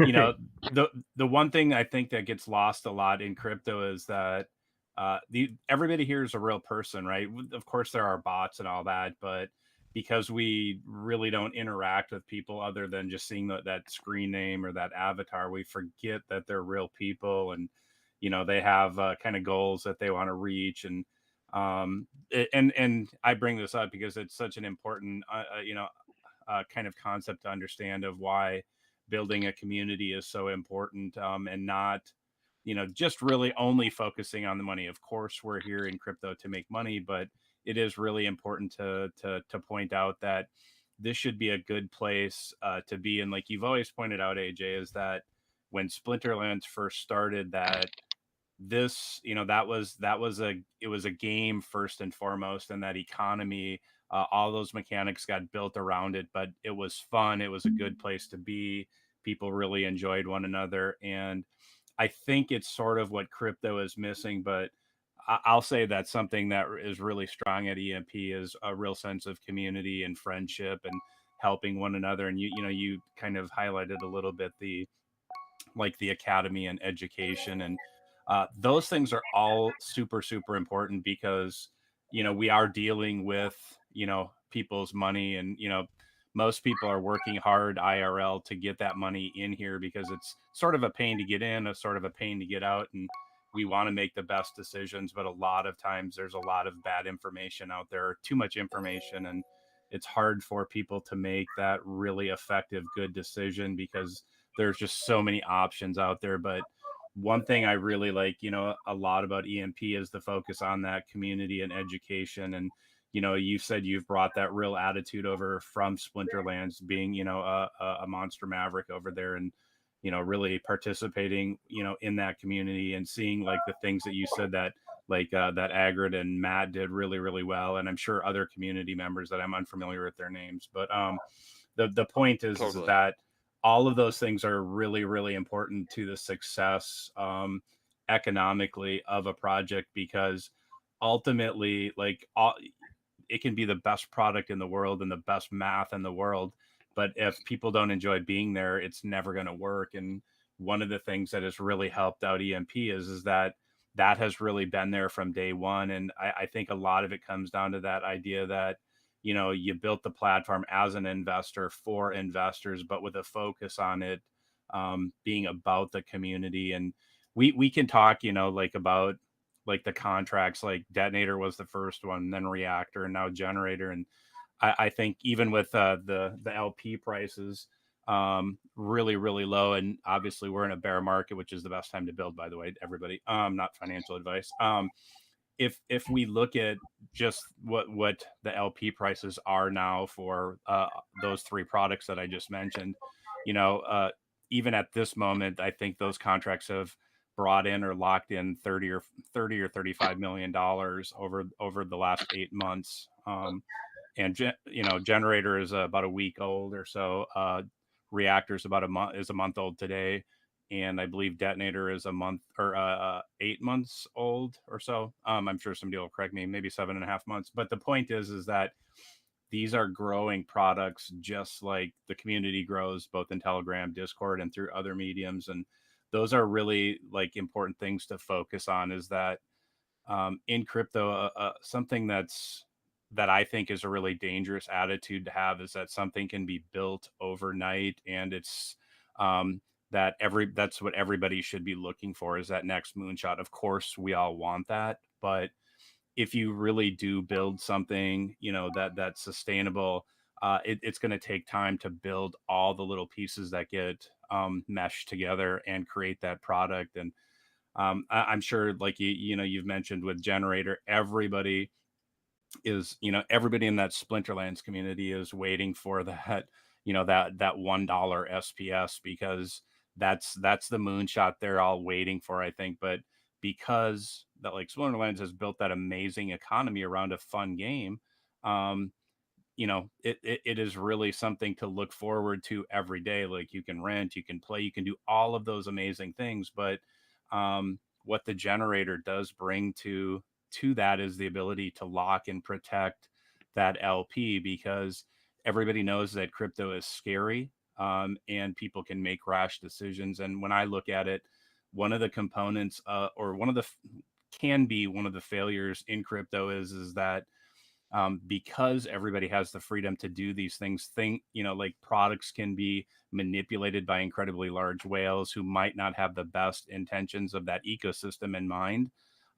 Or it can happen when a million little minnows react to a big red candle, and then they get scared and they pull out of the project. And then all of a sudden, a project that had been building for a year or 2 years, that was really good, because of either misinformation or just real life fear or whatever, or some a FUD campaign by a competitor, can really cause a bank run, and really wreck a project, and really wreck the overall feel of crypto or DeFi, or play to earn gaming. And one of the great things about, like, this product, the Generator specific to SPS, BNB, is that people that have the best intention of an ecosystem in mind, can collectively pool together to create sort of a shield, or what we have referred to as like a protective moat around that LP or around that ecosystem.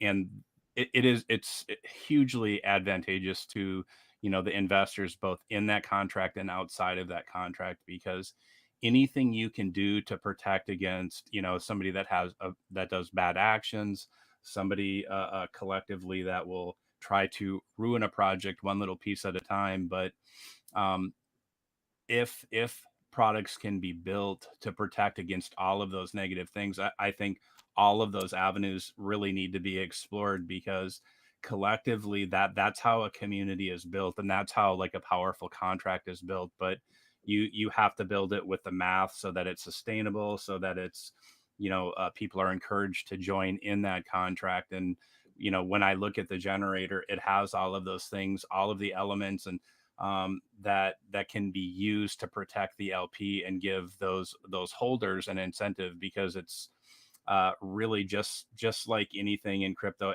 We have the power to build, and we have the power to destroy things. And I know I'm a builder. I know AJ is a builder. I know, like, LA is a builder, and I know many other people, so that are builders. But everything that I do in crypto revolves around the idea that I want this space to be better tomorrow than it is today. And that always starts with what I can do and what I can control, and the only thing that I can control is myself. So when I look at, like, the options that exist to help protect an ecosystem, I think the Generator, specifically to SPS BNB, that's a really good first start, good place to start.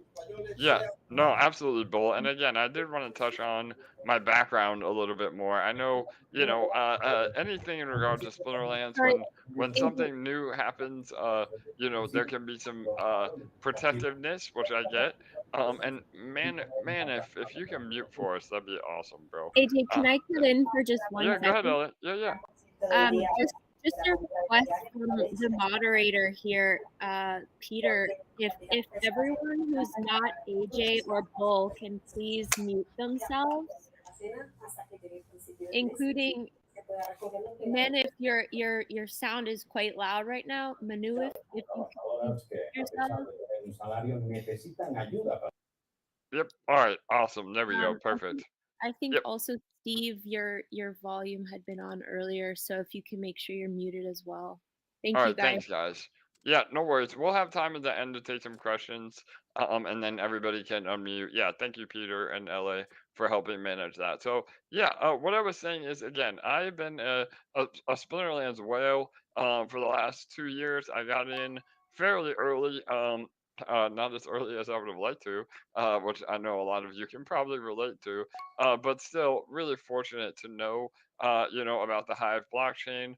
Back then it was Steam, when it was Steam Monsters. And now, again, being Splinterlands, I've always been a major supporter. I have a top 20 account in Splinterlands based on assets. And so, I've always wanted to have my own project outside of investing in other projects. And that's kind of how EMP came around and came to be. I met a lot of amazing people in the crypto space, but people that I trust, not just random developers that you put your faith into and hope that it all works out. And even the original team members, were all pretty much independently wealthy through crypto and didn't need EMP, you know, as an avenue to get all their friends rich, which unfortunately is how a lot of crypto projects work.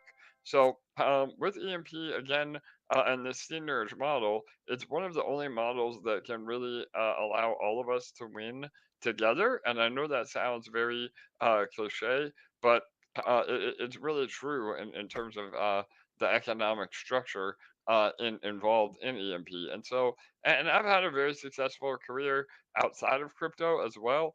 And I have a lot of business acumen that I bring to EMP to truly make it something special where it's not a fly by night project, it's not a pump and dump, it's something that we're building for the long run with exposure to Ethereum and again operating or offering these detonators as a service. We are now a crypto business. We're not just a successful protocol. We are again transitioning into an actual blockchain business, just like Splinterlands. And Bull mentioned it earlier. I mean, yes, I take a lot of inspiration from Splinterlands, what Matt and Aggie have done in terms of building community and focusing on providing value before the profits that a lot of other projects work that backwards, where they don't care about offering value. They just want to make as much money or extract as much value as possible. So we're the exact opposite here at EMP, and yeah, we're really excited for what we're building. Again, we are below peg, just like the entire crypto landscape right now. We're all hurting. Prices are down. Ethereum is down. EMP is down.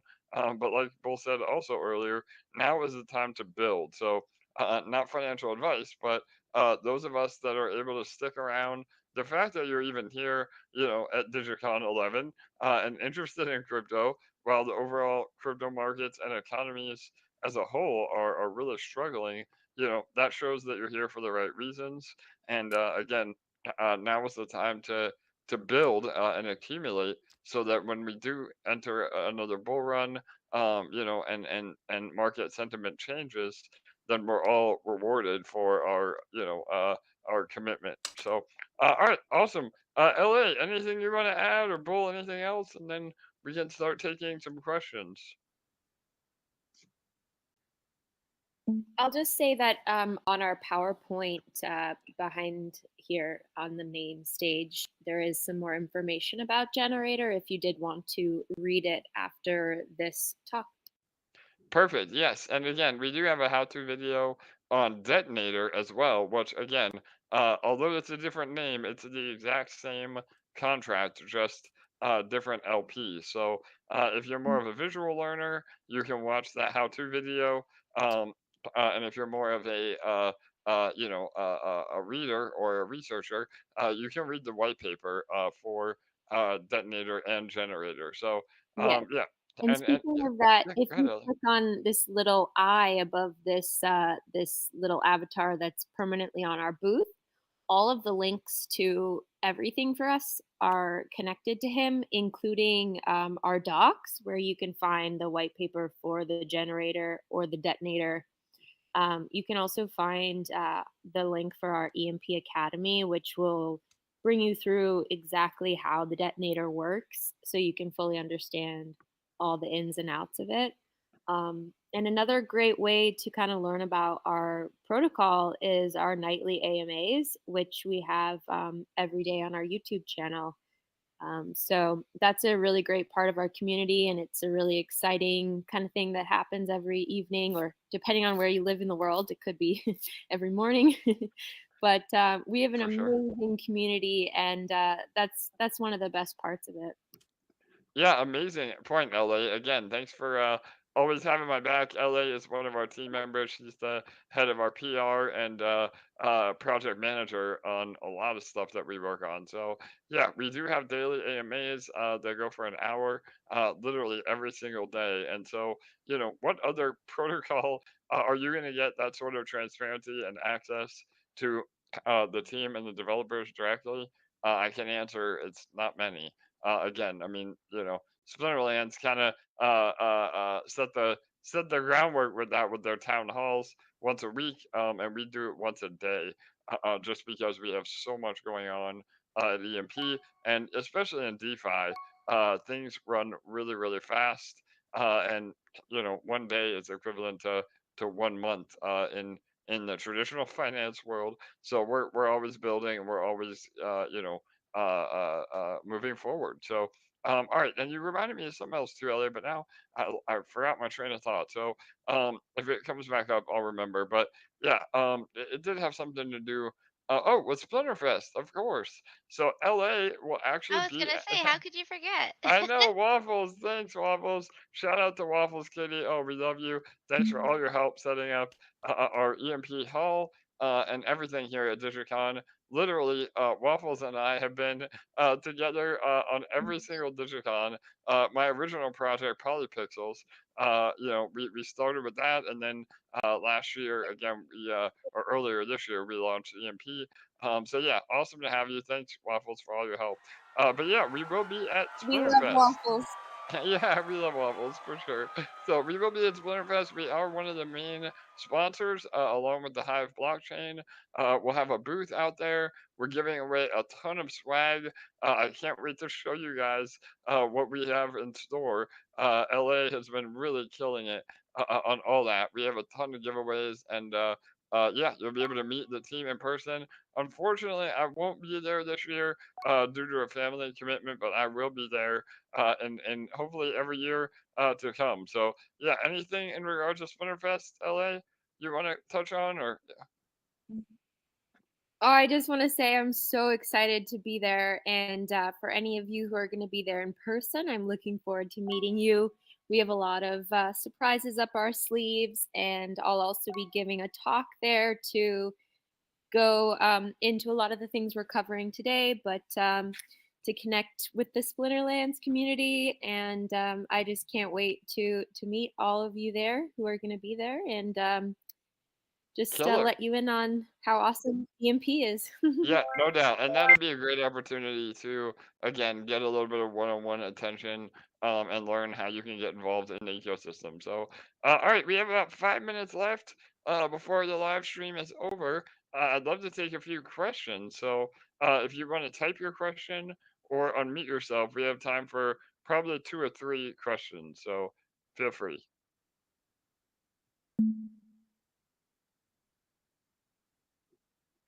Maybe nobody. Don't be I shy. have a question for LA. Yes, Waffles. Go ahead. Will you be wearing a cowboy hat?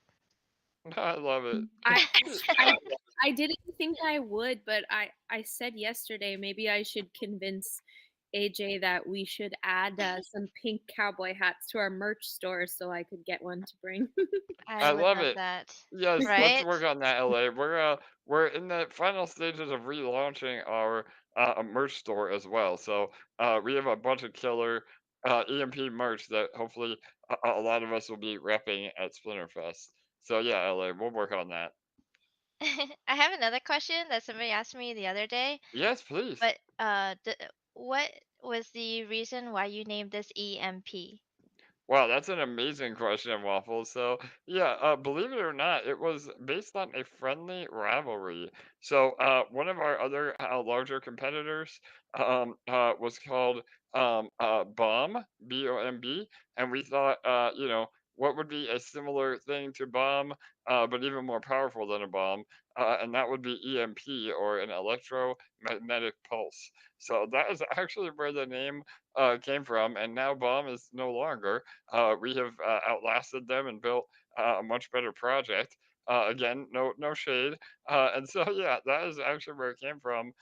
Which in hindsight, it's funny how it all came together. But now it's just EMP. I mean, a cool name that people can associate with. That is so awesome. Yeah, I didn't want to like answer for you when they asked me like, but I had a feeling it was an EMP bomb because you have Pulse right on your website, and so I Exactly. was like, it's Yep. gotta be right. I just don't want to be wrong, so I had to ask. Yeah, totally. And yeah, Waffles brought up another great point. So we are launching a sister project on the Pulse chain. So again, the branding fits into all of that. And yeah, with Ethereum being blue and electric, it's just all part of our branding. So yes, EMP stands for electromagnetic pulse. Yeah. So I have a awesome. question for you, Yeah. AJ. Yes, Peter. How are you, brother? Go ahead. Yeah, I'm doing good, and welcome back. We're always Thank you, always my glad to friend. see you here Yeah. at Digicon. Appreciate that, With the brother. merge that's finally completed with Ethereum, how does that affect current or future projects for you? Yes, bro, that's an amazing question. So, we had a lot of volatility with the Ethereum merge. Again, it was a situation of maybe what they say, buying the rumor and selling the news.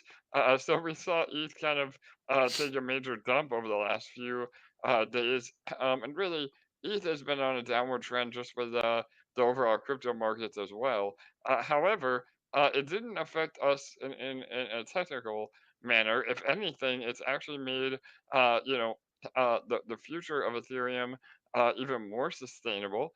So we're really bullish on that. And even if you're not, an ETH maxi, which a lot of us are, but I think that another reason why we chose to pair to Ethereum is that there is just a lot more upside potential. So in other words, over the next 2 years, I think that we could all agree that Ethereum, because of its market cap, has a lot easier time of doubling or tripling than, say, Bitcoin would. So that was one of the reasons why we, again, chose to pair to ETH and just the utility of ETH. I mean, everybody's building on Ethereum, and now with the merge, hopefully gas fees will be able to be a lot less as well, which can even further adoption of Ethereum.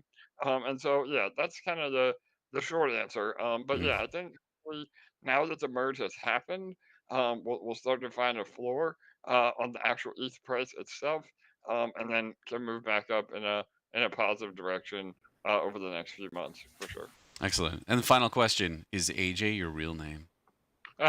So yes, AJ is actually my real name. Yes, 100%. And Okay. I have docs. I was surprised you didn't ask Bill Gates. Yeah, it's just Bill Oh no, Gates' I knew real that name. was it. Yeah, no, that one was super obvious that was his real name. Yeah. Obviously, right? Yes, totally. And, So yeah, well, the yeah, reason I had a reason for asking because I yeah. know you mentioned that you were one of the early kind of I guess whales in Splinterlands, and I noticed that it's very common with those whales that they like to play a little bit on the anonymous side. They like just to, kind of stay under the radar, because Yeah. they whatever decisions that they might make with their collection could kind of like sway and tilt other Yeah, decisions out there. totally. Everyone, do your own research out there. This is not financial advice. Right on, Peter. I love it. So But yeah, yeah, brother. No. that Yep. was the reason why I asked. Yeah. Yeah, 100%. So yeah, my name actually is AJ Brockman. I have some doxing videos.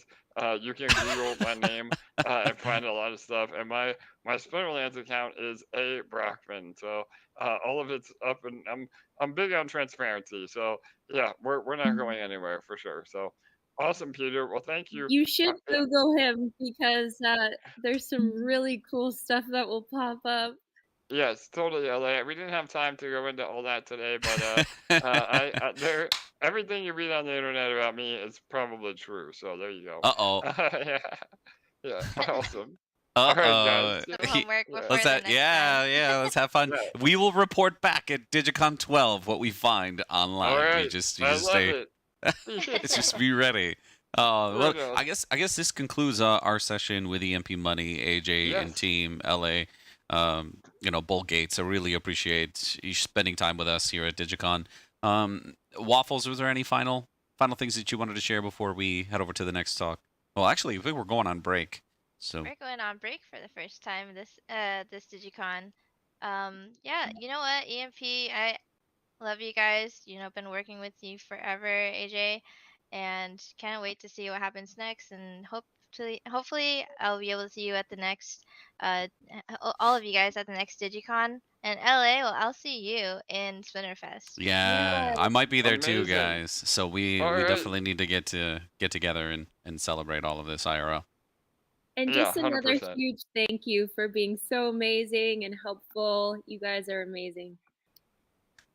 Awesome. Well, thank you for the That's all, Sarah. opportunity. Yes, 100%. We love you guys. Again, we're all one big family. And again, long live Digicon. So we'll see you on Digicon 12. Yes. See you there, guys. And I'm sure the folks at EMP Money are going to be hanging out here after we move on to the next session. But we're going to cut to the Splinterfest trailer. If you haven't seen it, check it out. All right. Bye, everyone.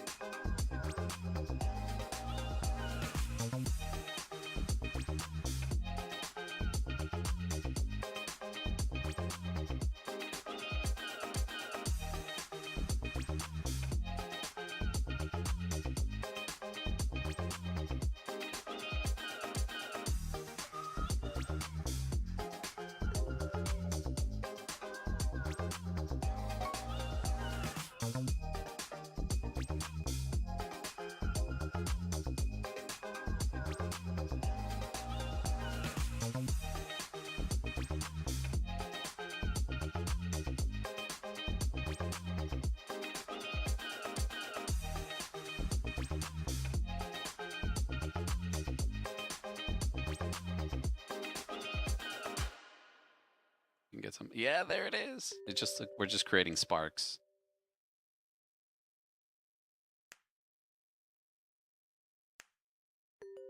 Wow.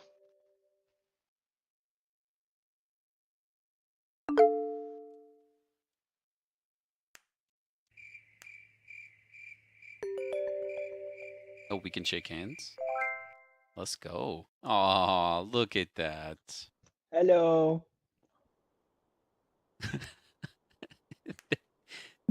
Oh, the gooeys are kissing. Oh, someone don't have gooeys. Attack him, everyone. Yeah, surround the non-gooey. Kissy gooeys. Kiss the gooeys. That's a kissy gooey here with that. Eat him, guys. There you go. You got to type it in now. You got to get yourself. Yeah. Oh, there it is. There we go. There we go. Gooey power. Silver just put it in there. It's the GJ Blunt 420. I have to write this? Yeah, go put that. Go put that as an unlock on your avatar customizer. Yeah. If you go to avatars or customizers and then click unlock item and put that code in, you get the plus. Oh, Drake is here. What's up, bro? Drake? Where's Drake? Right here, doing. There he is. What's up, buddy? Welcome to Digicon 8, the funnest place in the metaverse. Get your gooeys on and make the dance floor slippery. This is the only place where it's appropriate to do so. Please do not goo on others if they have not asked and given consent yet. You must need consent to goo your friends.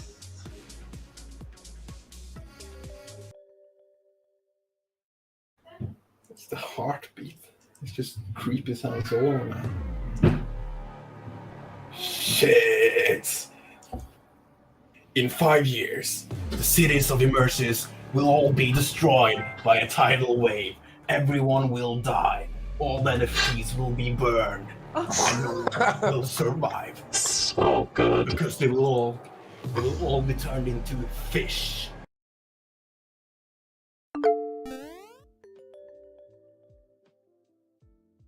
Now you have fun, my friend. Oh, look at this. Unstable Squirrel has joined the fun.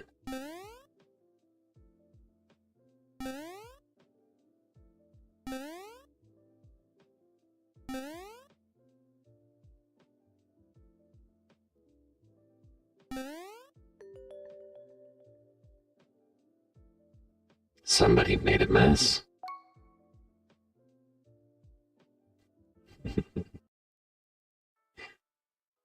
The only thing that's missing is a snail trail.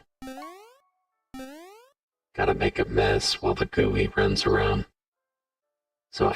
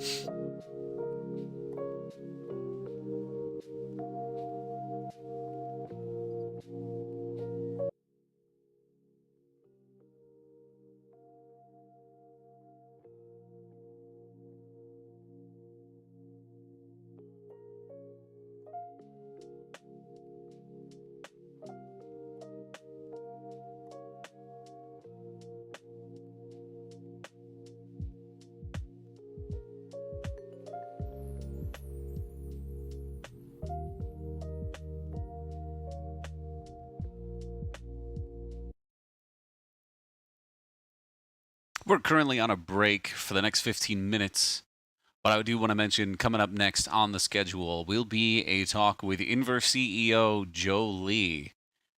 You don't want to miss this. This is going to be Joe's first time hopping on the live stream with Waffles and Pete, and we're going to talk all about Inverse and maybe even tease a couple of things. See you in a bit.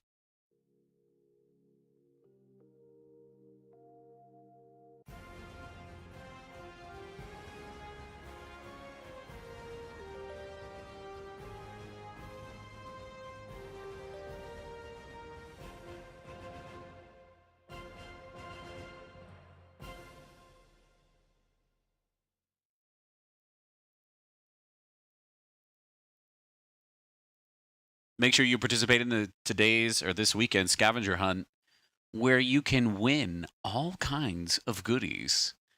Get by the water cooler at the community lounge. You got to tag the community lounge, tag Digicon, tag Splinterlands. I mean, just do what you think you need to do. Get it online. Get yourself in a selfie in these areas within Digicon and post it on Twitter, post it on socials.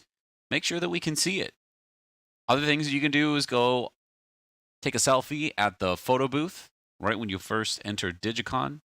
Shake hands with as many people in the event as you can. We will be tracking on the back end all of the interactions that you do, and shaking hands is one of those where you can win an additional prize. Go meet some people, shake their hands, say hello, click on their camera, click on their avatar, learn something about them. That's what Digicon is for you to meet new people and make new friends. Also, just getting the Alric Stormbringer avatar. Take a selfie of you wearing Alric Stormbringer and post it on socials. Let us see. You can also become a ninja at the Waxel World booth. Head over to Waxel World, and they have the unlock code for you to get your very first, your own Waxel Ninja.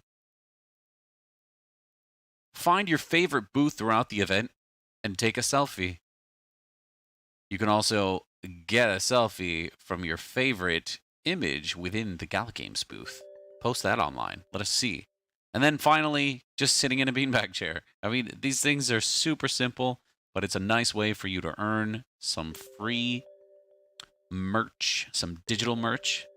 There's a lot of prizes that have been submitted for this. We've got lots of giveaways. Some are NFTs, some are not. And please get in and share those selfies. Make sure you tag Digicon and also put in hashtag Digicon Scavenger Hunt in order for us to easily find it online.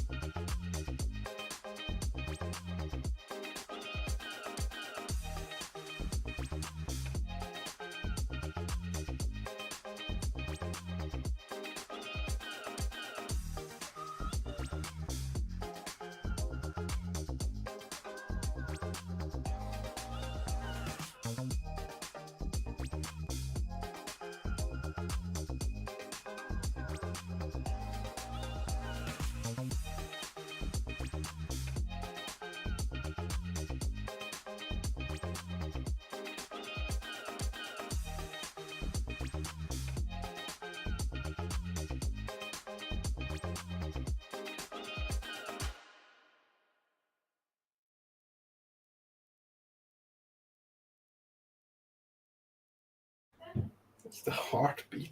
It's just creepy sounds all over, man. Shit! In 5 years, the cities of Immersis will all be destroyed by a tidal wave. Everyone will die. All the NFTs will be burned. And no one will survive. So good. Because they will all be turned into fish.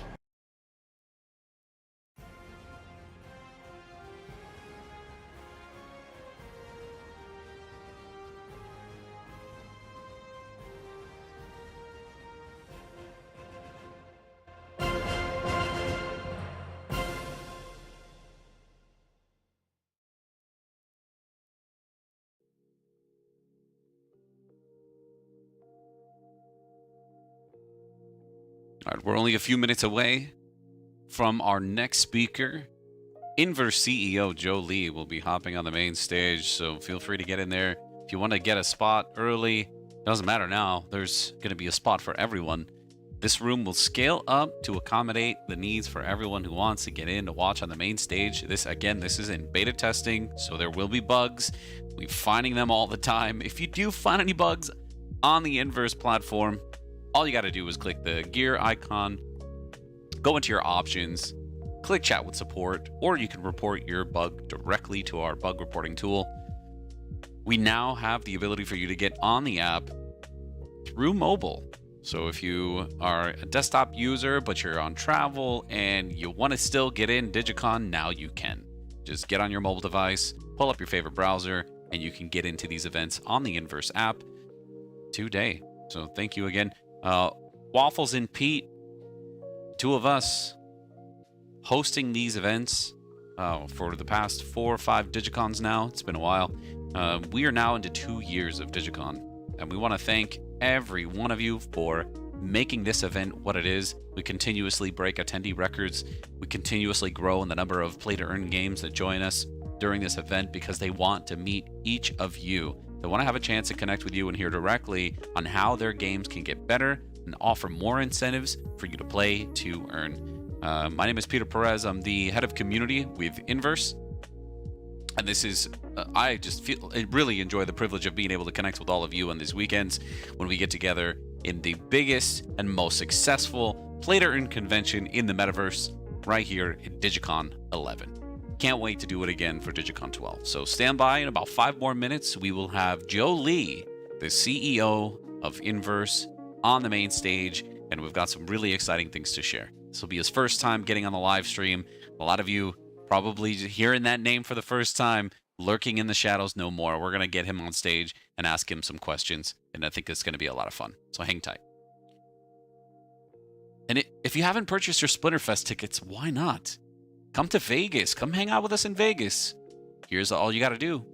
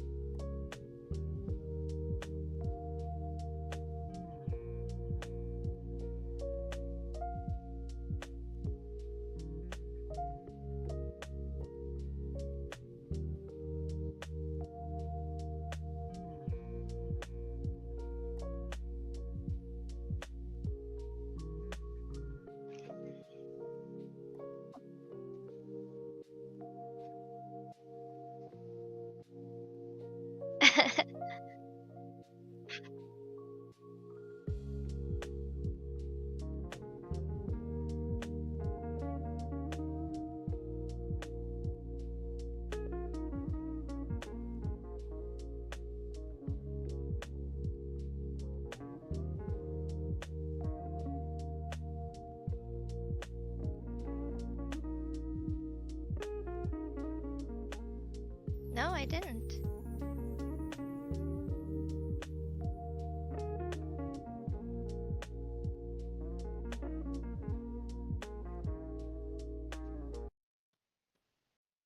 All right, everyone, welcome. We are now to our next session.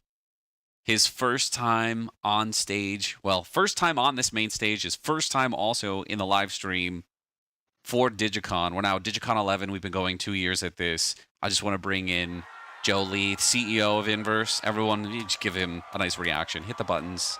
I also want to give him an applause, a round of applause too. I consider him a friend. We've been at this, which feels like a lifetime, but the pace at which things are moving is sometimes scary and exciting at the same time, because there's so many directions that you can go in when you're pursuing a project in Web3. But before I ask my questions, Waffles, I know you probably have, the way that you see Joe. I'm sure, that once we finally, because we haven't even met in person. I don't think any of us have met in person yet. We've all been working kind of remotely. I've got a big hug just waiting for all of you, but I'm sure Waffles might have a headlock or a punch in the arm, just because I feel like that's how Or she a bonds. glomp. Yeah. But there's Korean barbecue on our future. There's definitely Why are you some. making me hungry right now? Yeah. Oh yeah. I haven't eaten lunch yet, so I guess that's well, on the virtual menu. it's never a bad time to talk about food. At least the way that I feel. But anyway, Waffles, I'm gonna pass it over to you. Who's this Joe Lee guy to you? All right. Well, Joe asked me, do I want to be part of the team? Of course, I want to be part of the team. And he let me have a very unique opportunity. And same with Pete. Like, Pete asked me, like, hey, Splinterlands needs somebody to man Digicon. Like, are you the woman for the job? And I said yes. Like, I just said yes to both. And I'm like, yes to both. I live in California.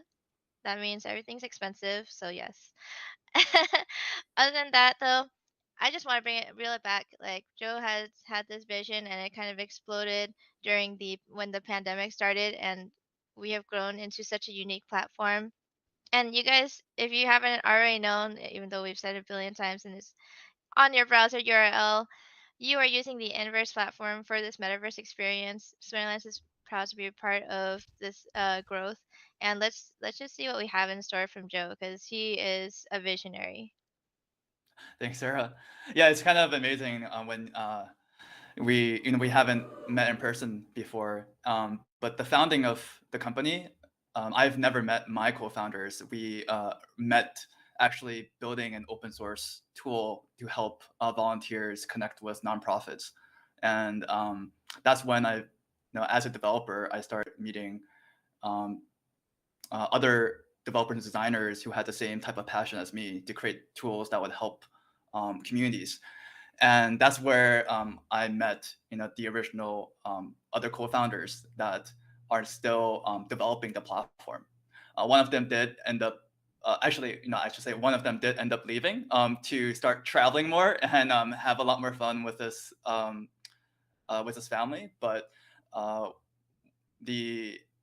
one of our co-founders, he is still a tech lead on the team, and I still go in and code and develop here and there. So it's kind of amazing how we started as a company, but also the philosophy of Web3 and how Web3 is becoming so developer and individual oriented. And there's a lot of things on our roadmap to enable people to create and share these experiences. Yeah, speaking of roadmap, we had Aggie here to kick things off on the live stream. I will mention that he said that some of the projects, the future projects that he's planning to work on with us, are some of his favorite, or at least his favorite right now. I love to be in good favor of Aggie because I know that's a busy man, and he's got a lot of things that he's looking at. And Splinterlands, I know, is a huge undertaking, and so we just feel honored and grateful, that we'll be able to help him. If you missed that talk, just roll it back. I'm not going to go into too much detail here, but I will just tease it out to all of you that the Splinterverse is coming. And I'll just say that we're still trying to figure out what that is, but just hang tight. We'll sort through that. But let me bring it back to you, Joe.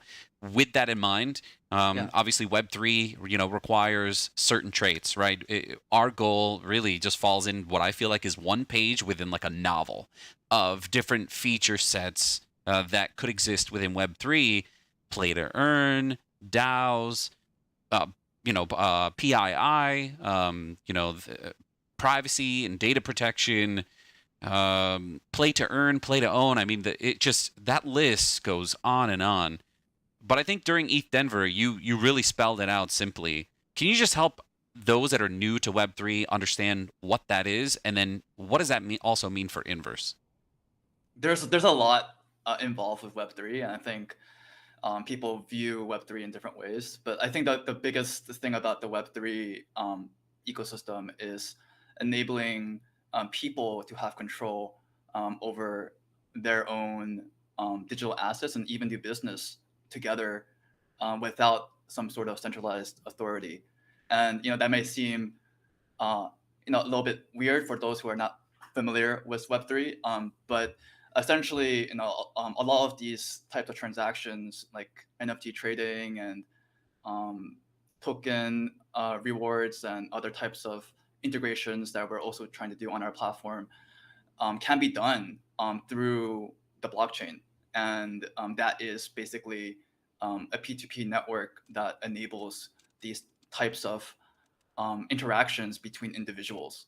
And that is a really big opportunity, not just for a lot of traders to go and create different tools and useful experiences for people, but also for businesses to be able to leverage that chain and be able to create digital asset rewards and interoperable experiences, because a lot of that data is stored on the chain that can be shared and queried with other organizations that could also integrate with that chain. So there's a lot of really that's a really simplistic way of thinking about it, but essentially, Web3 really enables that individual ownership and empowers them to create, share, and monetize digital experiences. So as the world of Web3 starts to mature, which I still feel like is quite a ways out, what is being done now in the metaverse, which, and I think on the Inverse team, we can all agree that we have a little reluctance in saying the metaverse, because the true metaverse is, what people think Ready Player One, the weirdos they mentioned in terms of the Matrix, where I think is like super dystopian, even, Ready Player One, there's still major dystopian aspects of that.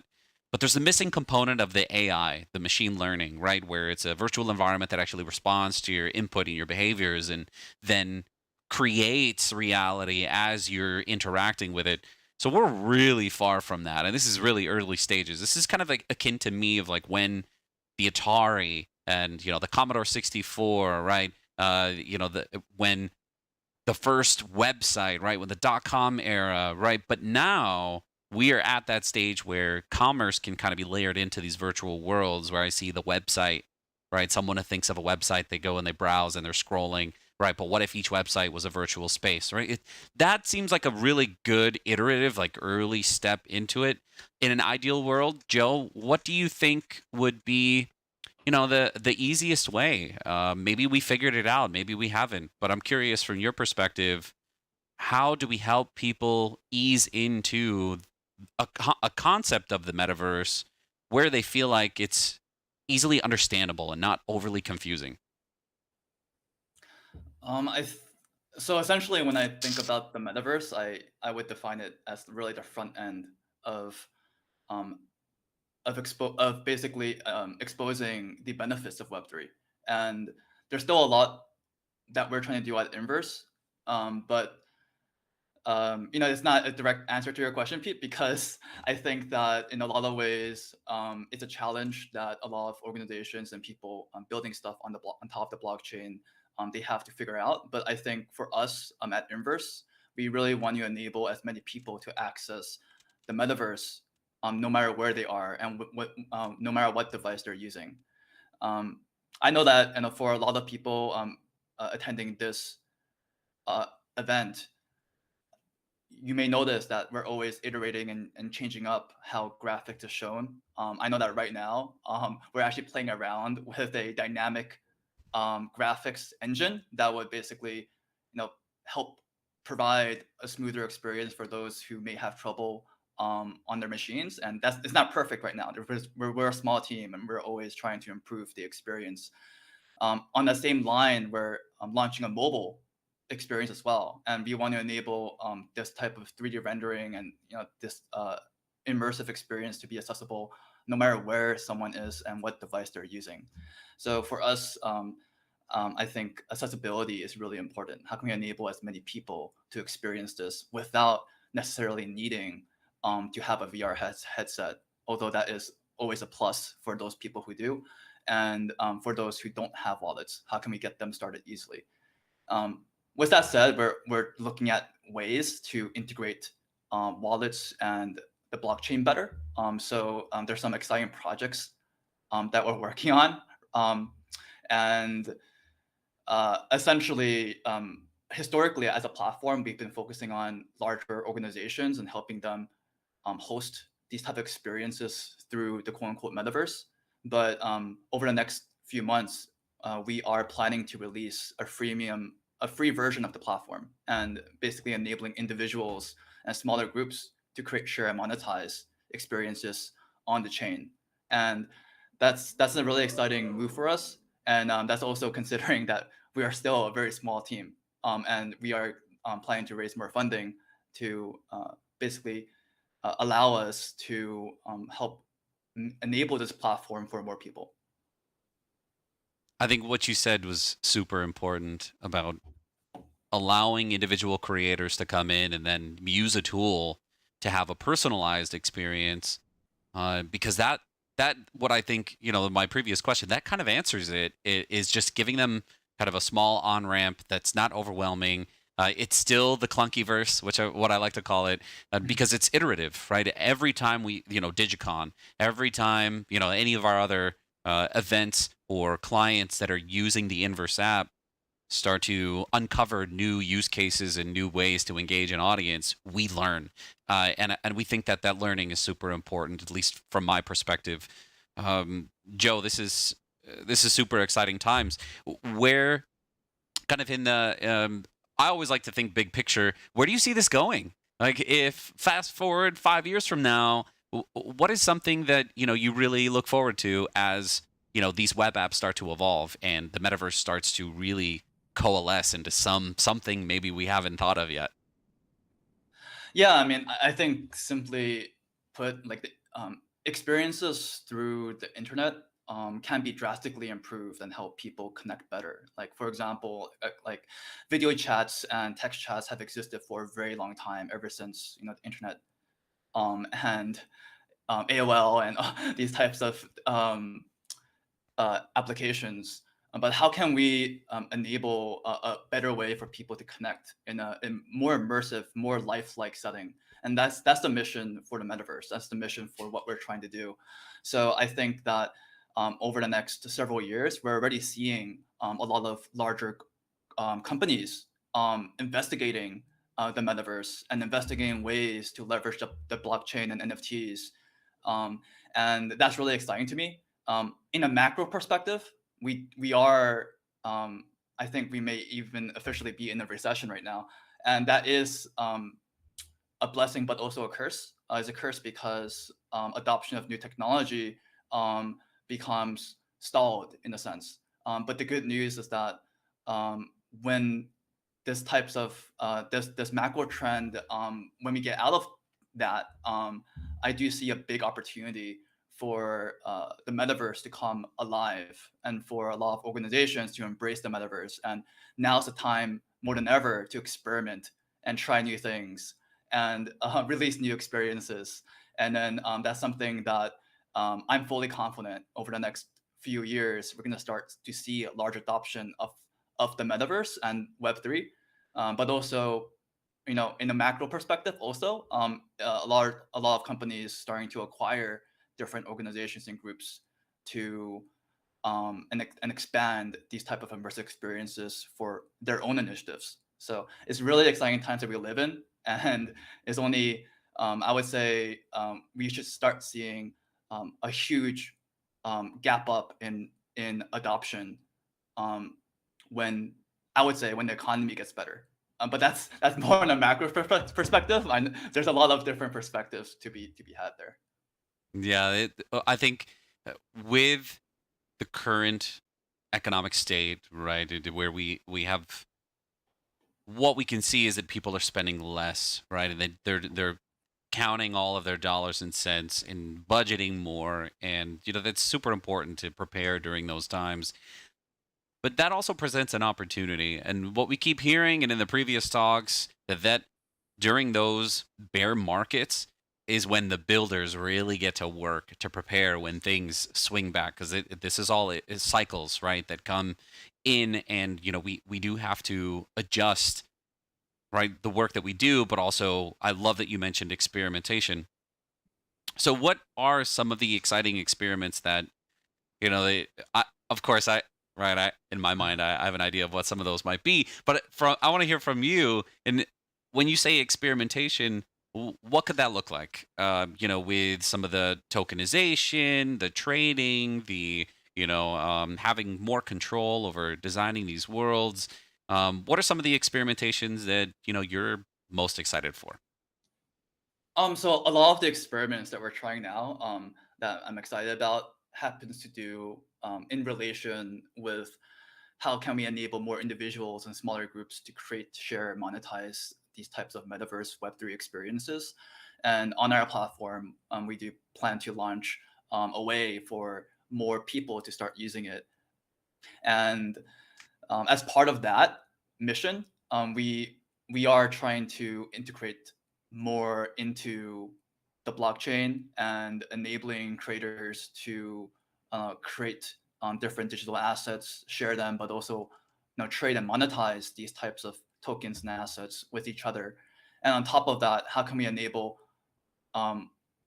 existing groups like Splinterlands and other types of blockchain organizations? How can we enable them to integrate into our platform more easily? How can we help them maybe reward users who are active in their worlds on Inverse through token and NFT rewards that they can already offer on their own platforms? And that's again leveraging that power of the chain and basically a way for these type of interoperable experiences to happen. So there's a lot of specifics. Pete, Sarah, there are a lot of specific things that we're working on, but broadly, yeah, that's what I'm really excited for. And how can we enable more individuals to go and share these experiences? Yeah, and then I'll just kind of restate what I've been saying throughout the day that I think is super important, is that Web3 is going to enable some unique products that then the individual creators can come in and tell their own story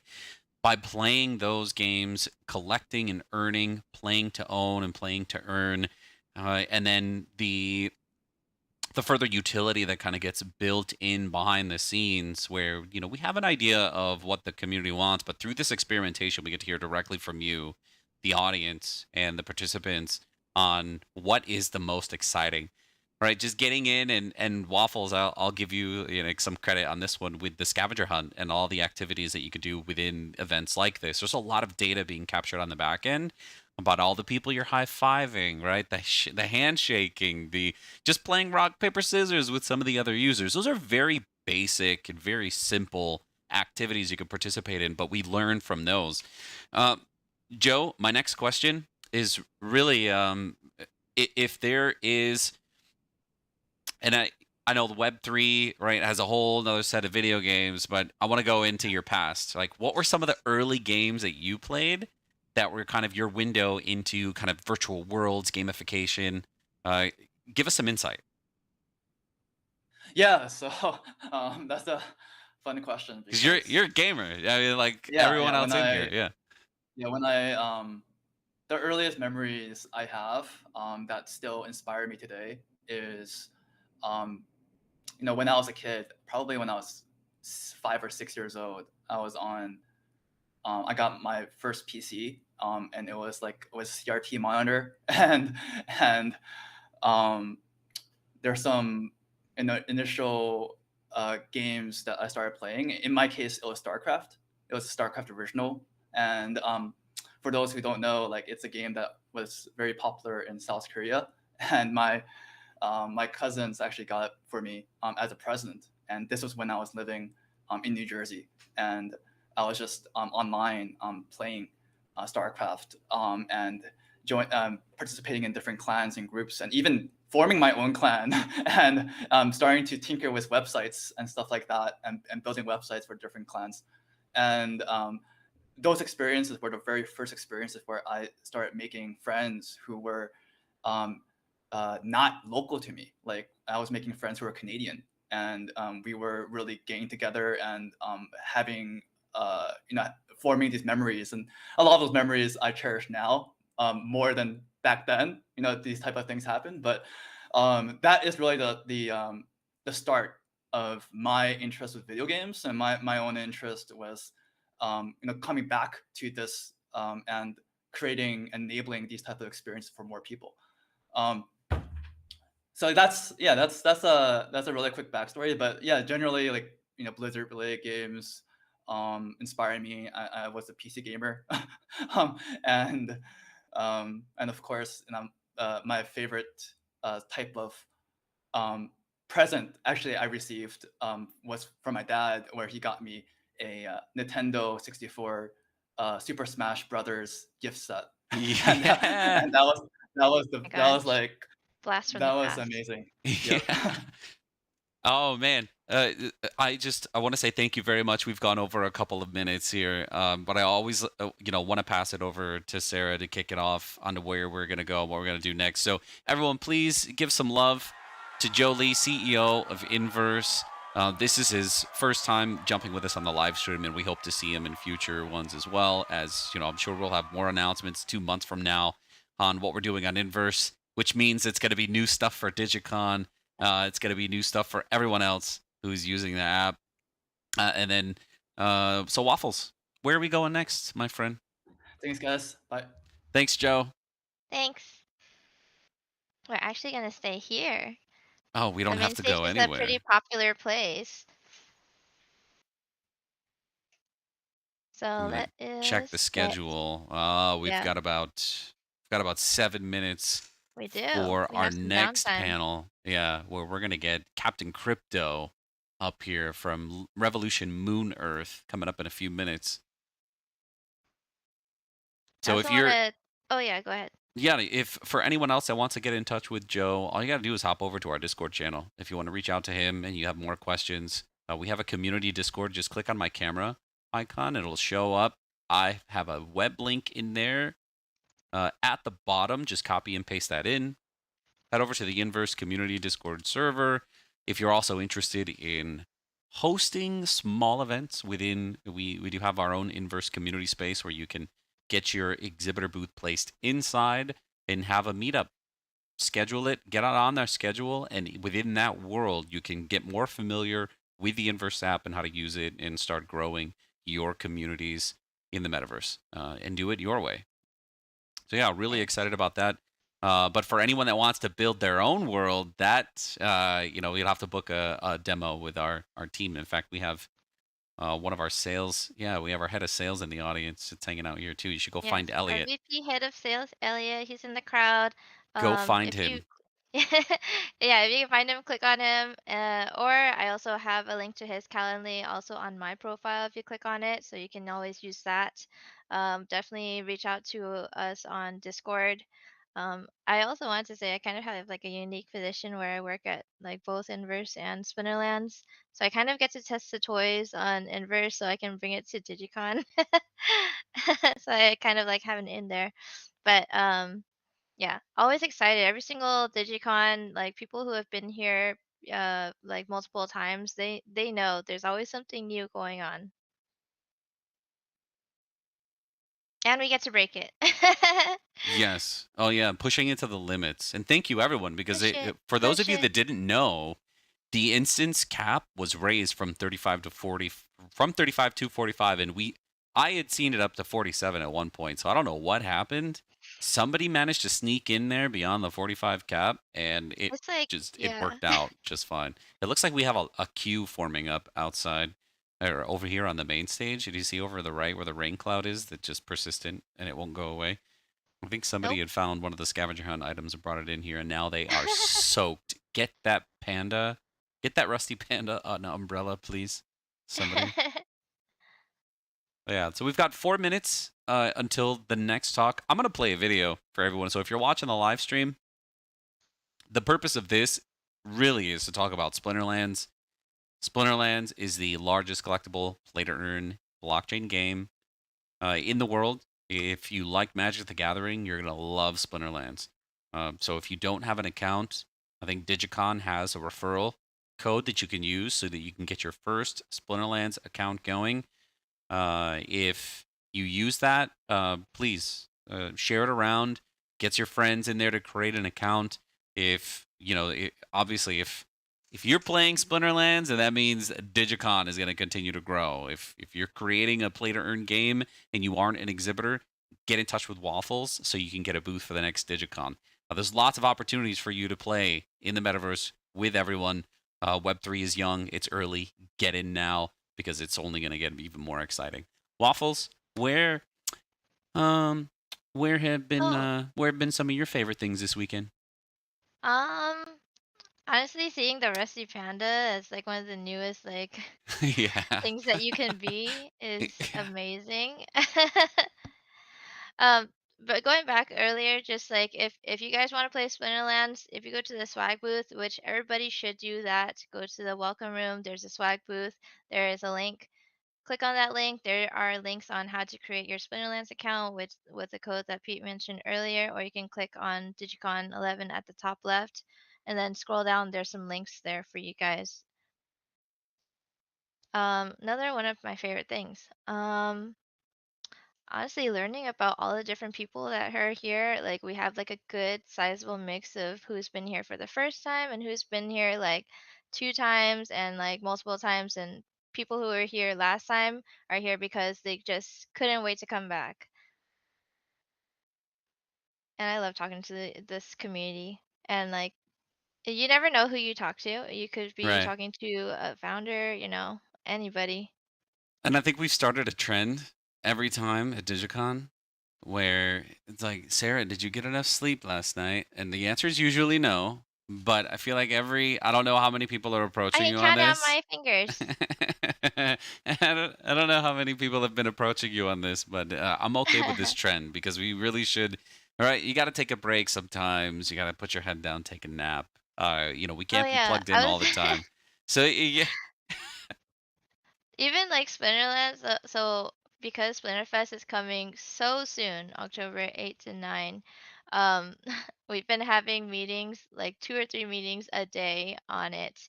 And I did have some meetings before, like Thursday and then on Friday. And everybody on my team was like, Sarah, what are you doing here? You have Digicon. they're like, Sarah, you really, your bucket is overflowing. Please carry on. Carry on. Digicon is an important one. So Splinterfest, I mentioned that earlier. I'm gonna just want to play a quick trailer for everyone that is watching on the live stream, and if you are in the main stage, you might hear just like a short pause. It's only a 10-20 second video, but I'm gonna play this trailer for anyone who doesn't know. But tickets are still available if you want to go to Vegas, hang out with the Splinterlands team, and have some drink, have some food. It's gonna be here. Just watch the trailer. It'll tell you everything you need to know.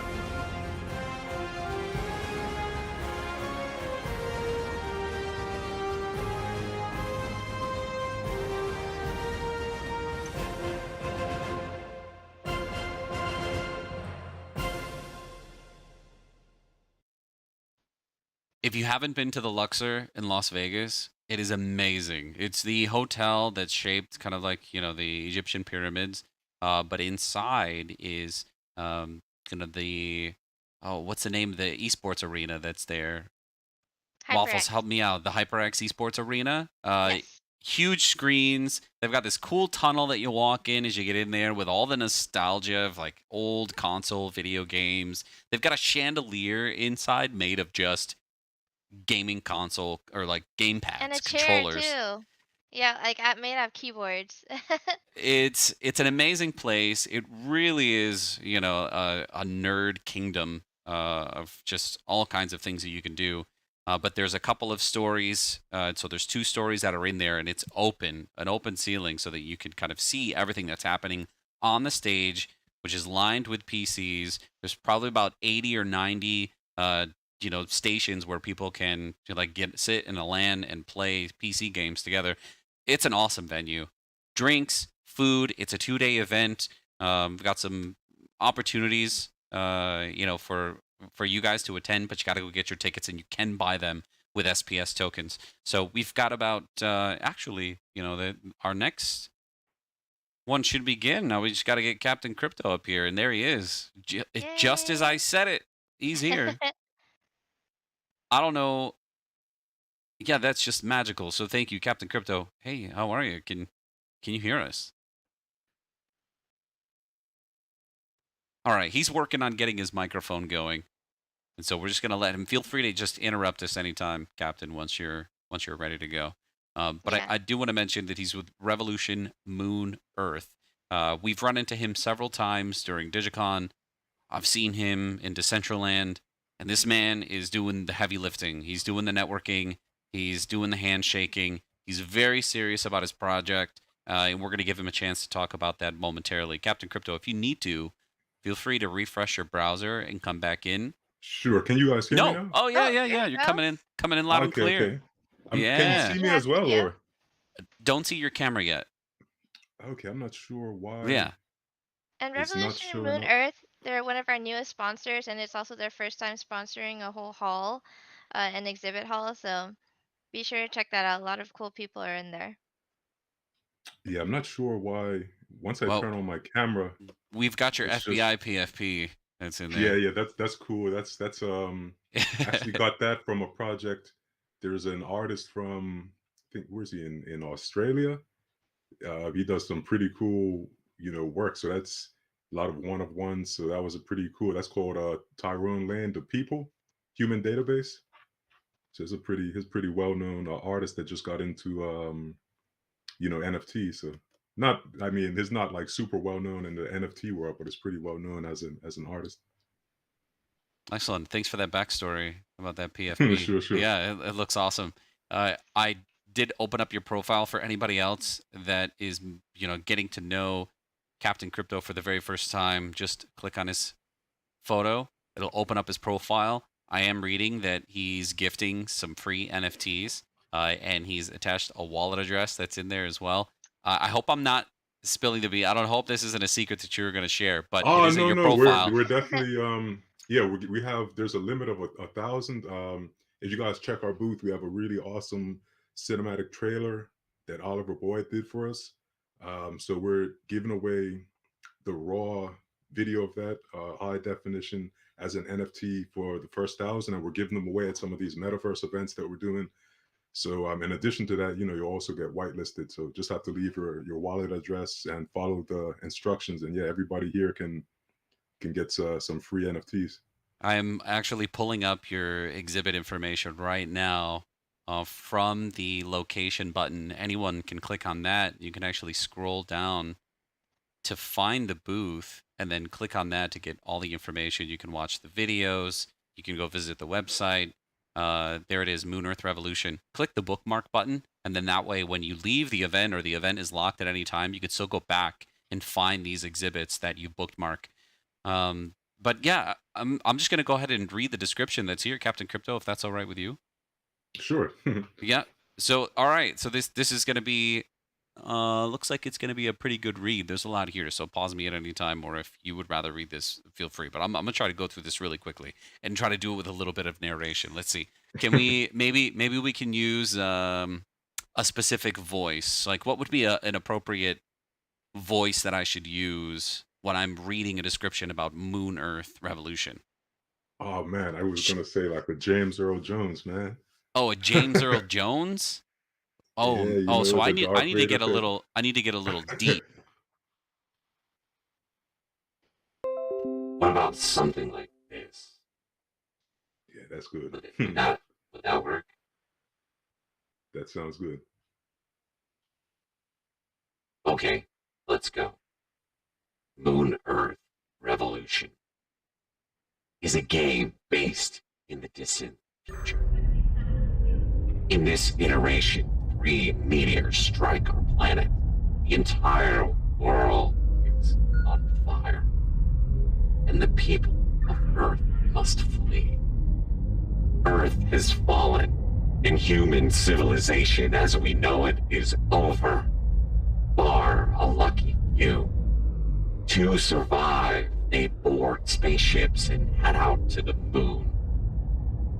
On arrival, or our closest neighbor in the solar system, and on arrival, scientists and explorers set up shop to make the moon habitable. They take up the challenge of building a new home where humanity can thrive. Moon Earth Revolution is a massively multiplayer online role-playing game in which you explore, play, and earn your way across our solar system, beginning with the moon. A thrilling investigation of the depths of time, space, and human civilization. Moon Earth Revolution is a hybrid of classic gaming experiences and blockchain best practices, such as DAO, voting, NFT, and decentralized finance.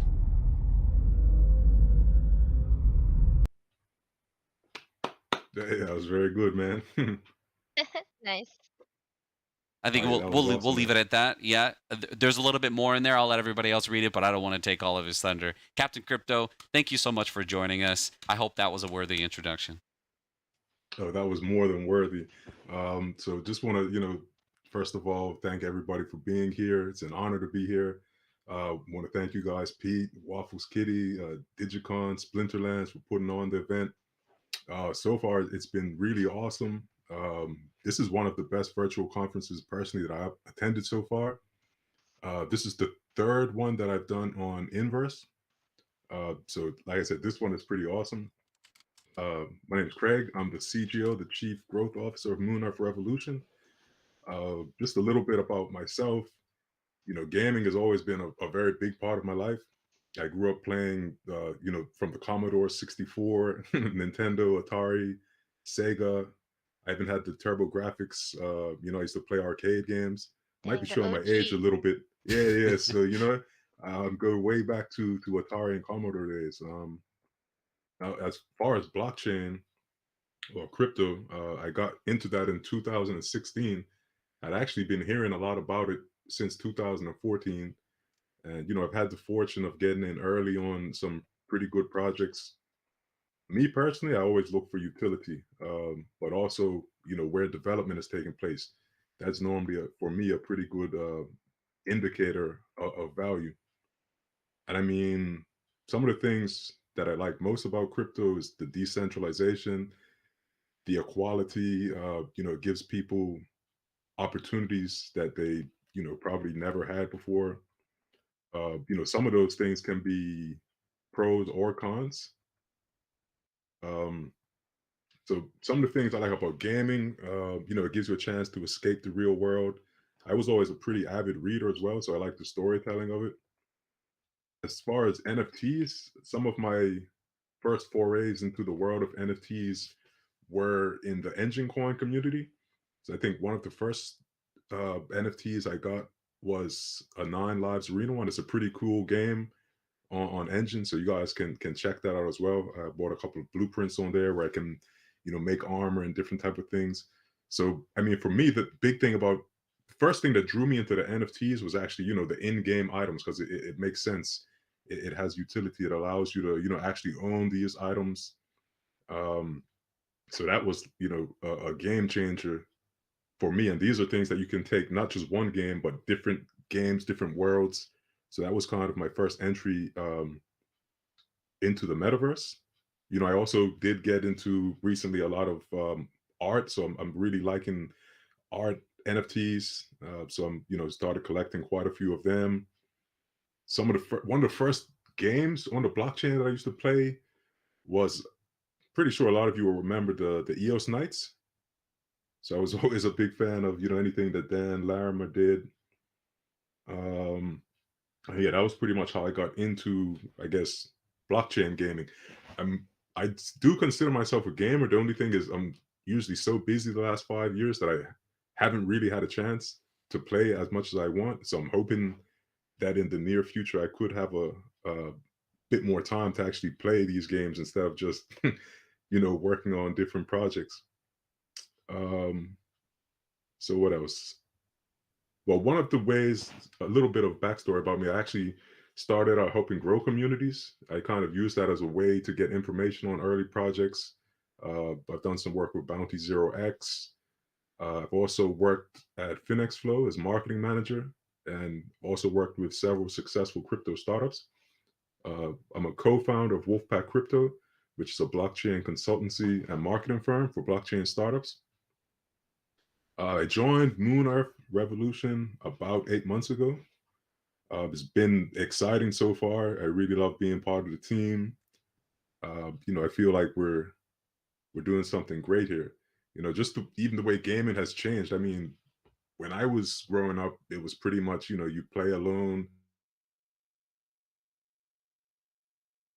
and you try to beat the game, or might bring a few friends over the house and play. But nowadays, I mean, we're talking about thousands of players that can be in online service. So I mean, the progression of the whole thing is coming so quickly, and it's something I probably couldn't even have imagined. I used to be blown away when I heard actual live music on a video game or just human voice.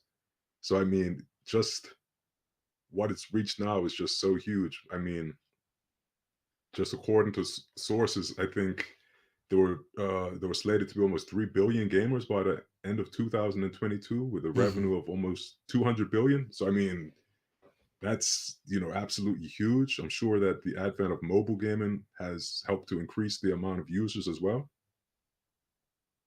But I mean, who could have imagined? I mean, I would not have thought when I was young that people could be literally making millions of dollars in online gaming and esports. So it's pretty cool to see the progression so far. Things have picked up and changed rapidly, and I hope you don't mind if I jump in really quickly. And while you were Oh, no, speaking, absolutely. I pulled up on the live stream just to take a look at Moon Earth and let your website kind of play. And as you're describing kind of where you've been in this journey, it just seems like a great kind of tie-in. I love how the juxtaposition, right, of like the early gamer and then thinking about space exploration and travel and right. I grew up in that same era where it was like we were living in kind of like the pre-digital kind of analog world, and then growing up into a hyper digitized. Right, my children are both just constantly connected to Yeah, the web the same. in some way or another. Right, the mobile phone is like we are already cybernetic in some ways, because that mobile device does not leave our hands, or at least a phone or some kind of tech is always attached to us, like in our pocket or just within arm's reach, because it's out of battery and it's charging in the wall. So with Moon Earth, this is really massive. I mean, literally, you're talking about an RPG. How did you come to learn about Moon Earth and join this project as Chief Growth Officer? Yes, well, Moon Earth actually, came about from the founder and some of the core team's love of games and the metaverse. Everybody on the team have all been previously involved in successful projects, and we really that's how we met in some of these projects, different Discord groups, telegrams, communities. One of the co-founders of Wolfpack Crypto that's also working on Moon Earth. We met working on the FinexFlow project. As you said, I was the marketing manager there. So I mean, I guess you could say through our love of decentralization and blockchain gaming and the metaverse and working on those related projects is how we came to know about each other. And once I heard the project, it just sounded awesome. I mean, me personally, I only look to align myself with solid projects that I think can be, you know, game changers and actually make a difference in this world as well. Yeah, that's super important. You know, being able to help others create their own traction through these Web3 products that are emerging. I feel like we are at the stage right now where there's a lot of innovation happening on the back end, but we don't have enough storytellers that are sharing what is actually being developed and, you know, like their goals and ambitions for an audience to come in and engage with their product and their game and play to earn. From, you know, the events that you've participated in, I've seen you in Decentraland, right? I've seen you in past Digicon events. You know, Alt Space, right? I've seen you do the rounds.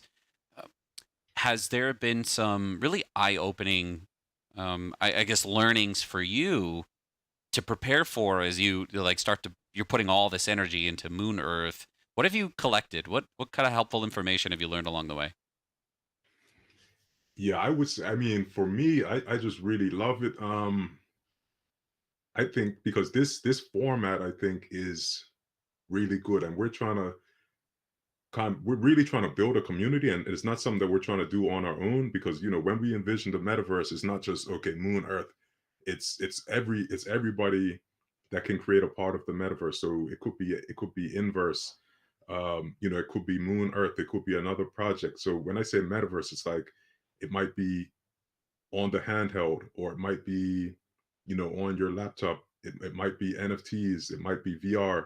So it's all these projects together. That's kind of what we envision. But I think what I've learned is, overall, it's the community, and you know, what the community will kind of guide you to what they like, what works, and what doesn't work. I mean, honestly, in crypto and NFTs, I think that's the biggest strength, or the asset, is the community.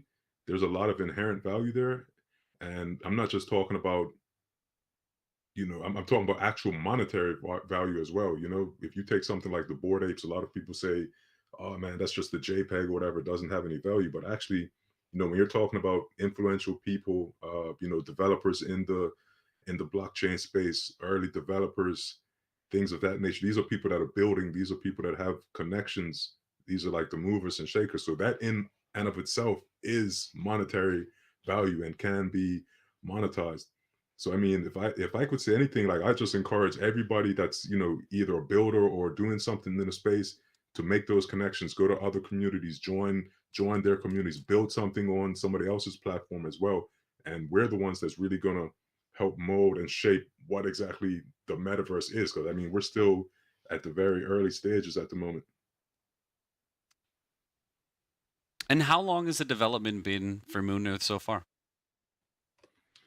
It's been overall, it's close to a year right now. And I mean, it's something that's going to, you know, keep going on.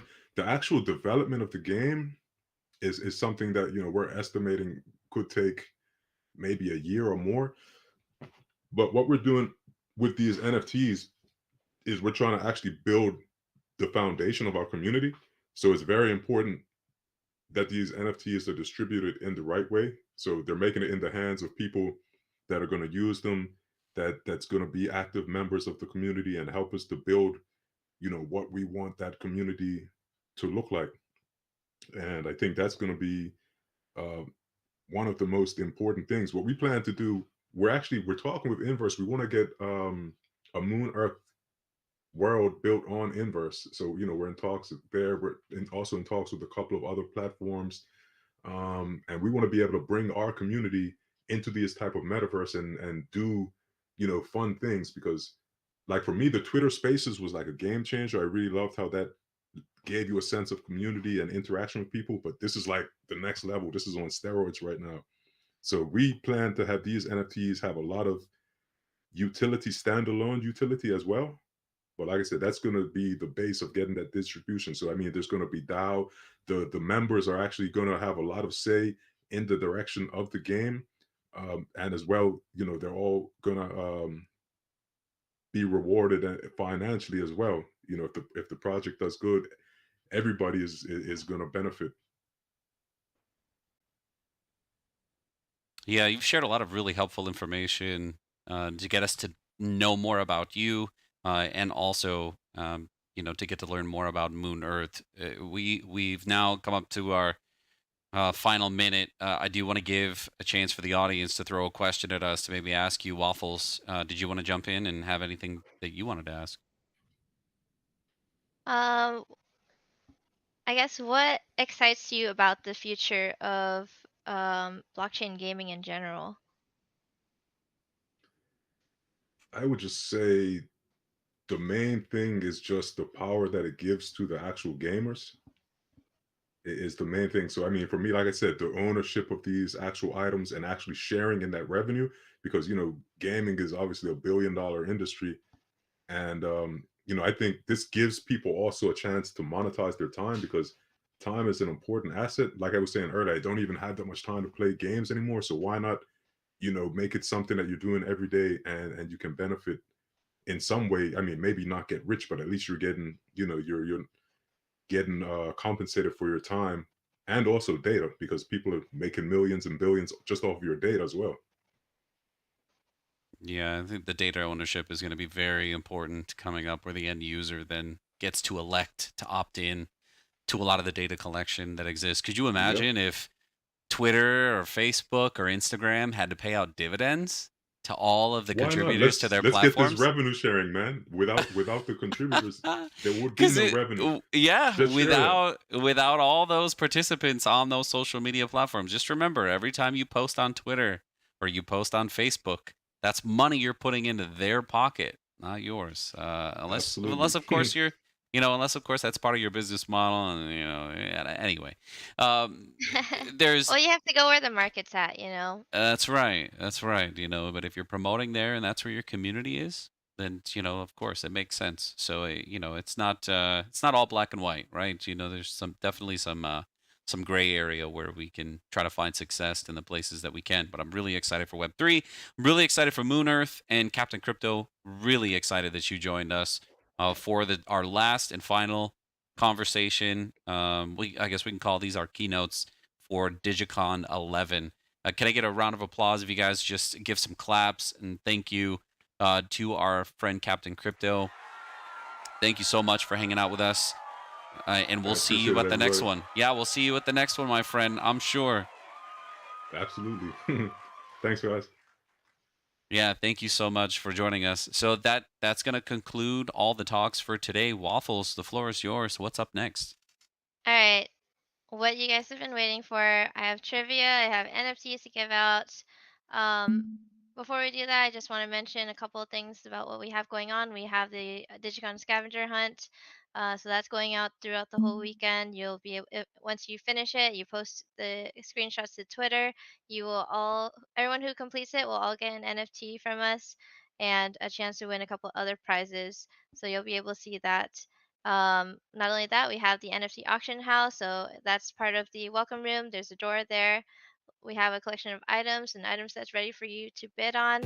So don't miss out on that. There's one that's selling for an astronomical amount, which I'll let you guys check that out later. Other than that, there's tons of things to do here. Don't let the party die. Customize your avatar, walk, run, jump, take screenshots, chat with a bunch of cool people, hang out, lurk, whatever. Digicon's for everybody. But yeah, without further ado, I do have a couple trivia questions. Maybe I'll ask a couple, and then I'll let Pete also maybe do a couple. I just have to give him the answers. But she should. Okay. All right. So if you are on the live stream right now or inside Digicon, inside this room, when is Splinterfest? Type your answer in. First one to type it in, I will give them an NFT.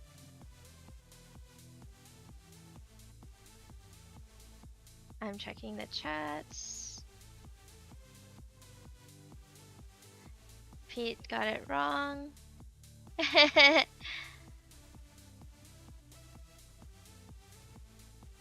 Where are you guys? We have about 19 people in here. Fernanda's close. Oh, here we go. Haywood, Jasmine, Kumi. I don't know if I said that right. You got the answer right on Twitch. Thank you so much. I will be reaching out to you. I'll send you an NFT. Just make sure you have a Hive wallet ready for that. Alright, next. This one should be an easy one for everybody, especially if you're in here, but Barrel Drop, you're so close. Arakosa, you should know. Anyways, yeah, so Splinterfest, October 8 to 9. Now, next question, next trivia question for NFT for me. What is the name of the newest room inside Digicon?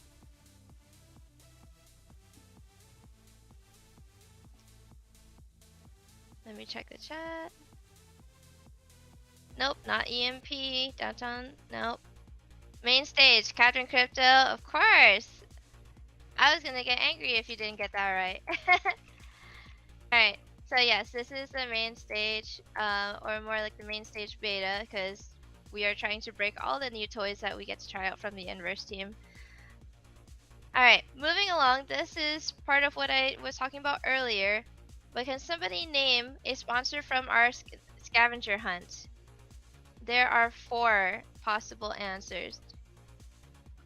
And one of them is not Splinterlands because Splinterlands doesn't count.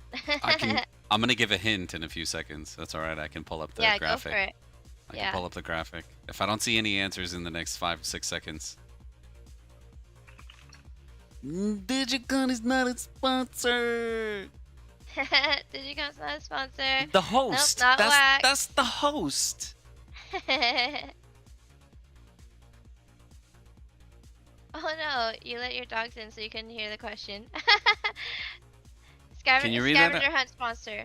I just put it on screen. Oh. Waxo World, yes, Waxo World is one. Captain Crypto. Damn, Captain Crypto. He's about to. He's about to. It wasn't EMP or Atomic Hub. Downtown Detail. You also you said Consumer Break. Consumer Break is one of them. But you were a little bit too late. But since Captain Crypto also won, I will also give it to you. Downtown Detail. Let me just write your name.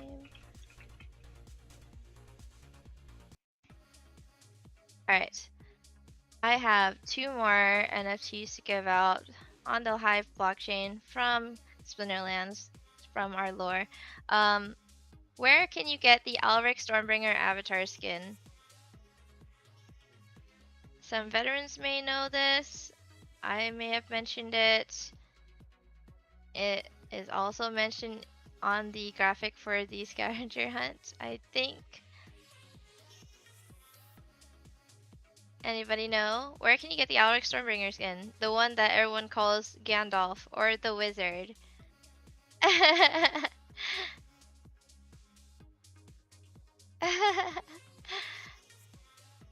Yes. Magus, you got it.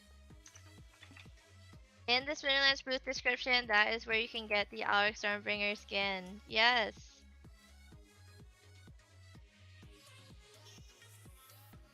You get. I will contact them. So whoever responded on Twitch, I will basically send you a DM on Twitch. Whoever responded in Inverse in the Digicon space, I will take your email from the back end and send you an email.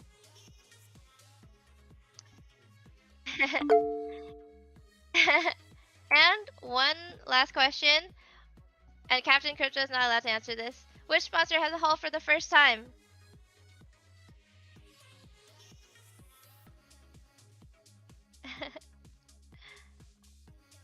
Which sponsor has a haul for the first time?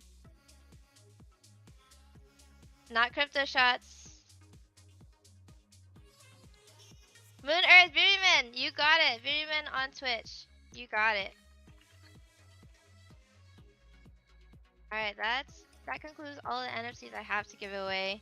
I was trying all the things to throw them off. I don't think I was throwing them off. I don't think it was working. Genesis League Sports. I mean, that is a part of Splinterlands, and I wanted to talk a little bit more about that, but you may see one slide that talks about Genesis League Sports, the tower defense game that we have, and I don't know if I want to say Aggie is good or bad at spilling the beans on all the things that we work on, but I'm excited either way. Either way. I know. Yeah.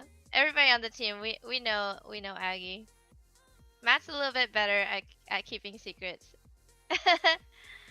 But you know what? Everybody on the team is like always so excited about stuff that we're working on, so how can we help it, you know? Alright guys, I do want to close it out. Thank you again, Pete, for just being able to host this with me and just guiding us through, setting things up in the back end. Like, you are the backbone of this live stream every time now. I do it for the DJs. Waffles. DJs, unite! Anyways, once again, guys, thank you everybody for participating with us today in this full 3-hour event. You guys are amazing, and it's actually 24/7, starting from yesterday. So stay here, stick around, come talk with us. Another special thanks to our room sponsors: Atomic Hub, EMP, Gala Games, Hive, Nifty Blocks, NFT Horizon, Revolution Moon Earth, Splinterlands, and Terra Cards. So yeah, as well as all the vendors joining us here today, whether you were here prepped, all ready to go, or you just had your booth come in like last minute. There's some people that actually came in last minute, so if you came in yesterday, you may not have seen them. So make sure to come back. Follow these amazing projects, these orgs and personalities, and we'll see you next time.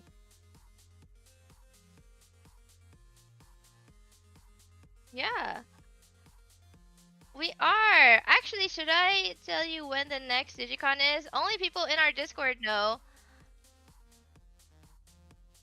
The next Digicon, Digicon 12. November 18 to 20, guys. November 18th through the 20th will be the next Digicon. The dates are already there. And I mean, there's no reason why you can't make it. So now, get those dates on your calendar for the next Digicon. It's just going to get bigger. It's going to get better. There'll be more countries involved. We had over 30 countries participate in this event. We had record-breaking turnout for day 1, day 2, same thing. Day 3, we're hoping for, again, just to break the records from the last time. The only way to do that is with your help. Help us So go above 2,000 please, again, guys. yeah, we want to break 2,000. Let's get as close to 3,000 as we can. Got to tell your friends. Let them know, like, this is one of the most unique places. This is, like, the only play-to-earn convention that exists on the web. And it's easy. There's so easy to get in on mobile device and desktop. It's just going to be even easier to help these things grow. So thank you with all your energy. On behalf of the Inverse team. Wait, Waffles, you go first. Fernanda said, because I love Fernanda, and she's been around helping every sponsor, every attendee, going beyond. She also has her own booth inside of Digicon. And she is also giving out $150 giveaway at the swag booth. So please check that out. Yeah, and check out her booth. I've had her goodies. Yeah, you want to go talk to her because if you're into health and wellness, she is gonna be your muse. So go connect with her and go get those goodies. Yeah, tag us at Digicon on Twitter, and the VOD will be coming out on YouTube, and we'll be posting it on our website in the coming weeks, along with analytics. And all of us from Digicon 11, we all love you. Grateful. So grateful to have you be a part of this event now into the future. We love you. Goodbye. See you next time.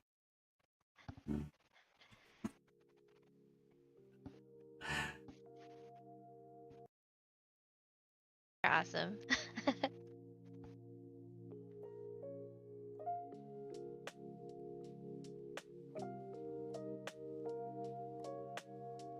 That's it. Oh, wait.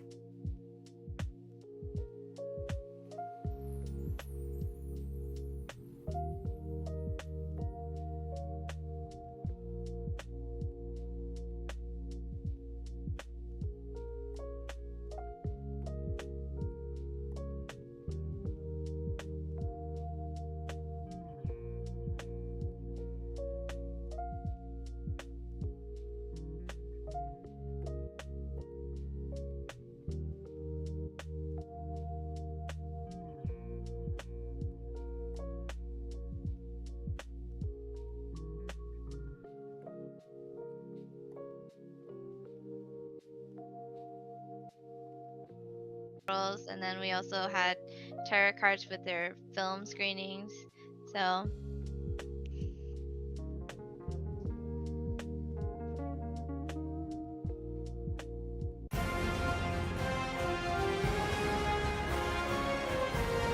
let me know what you guys find.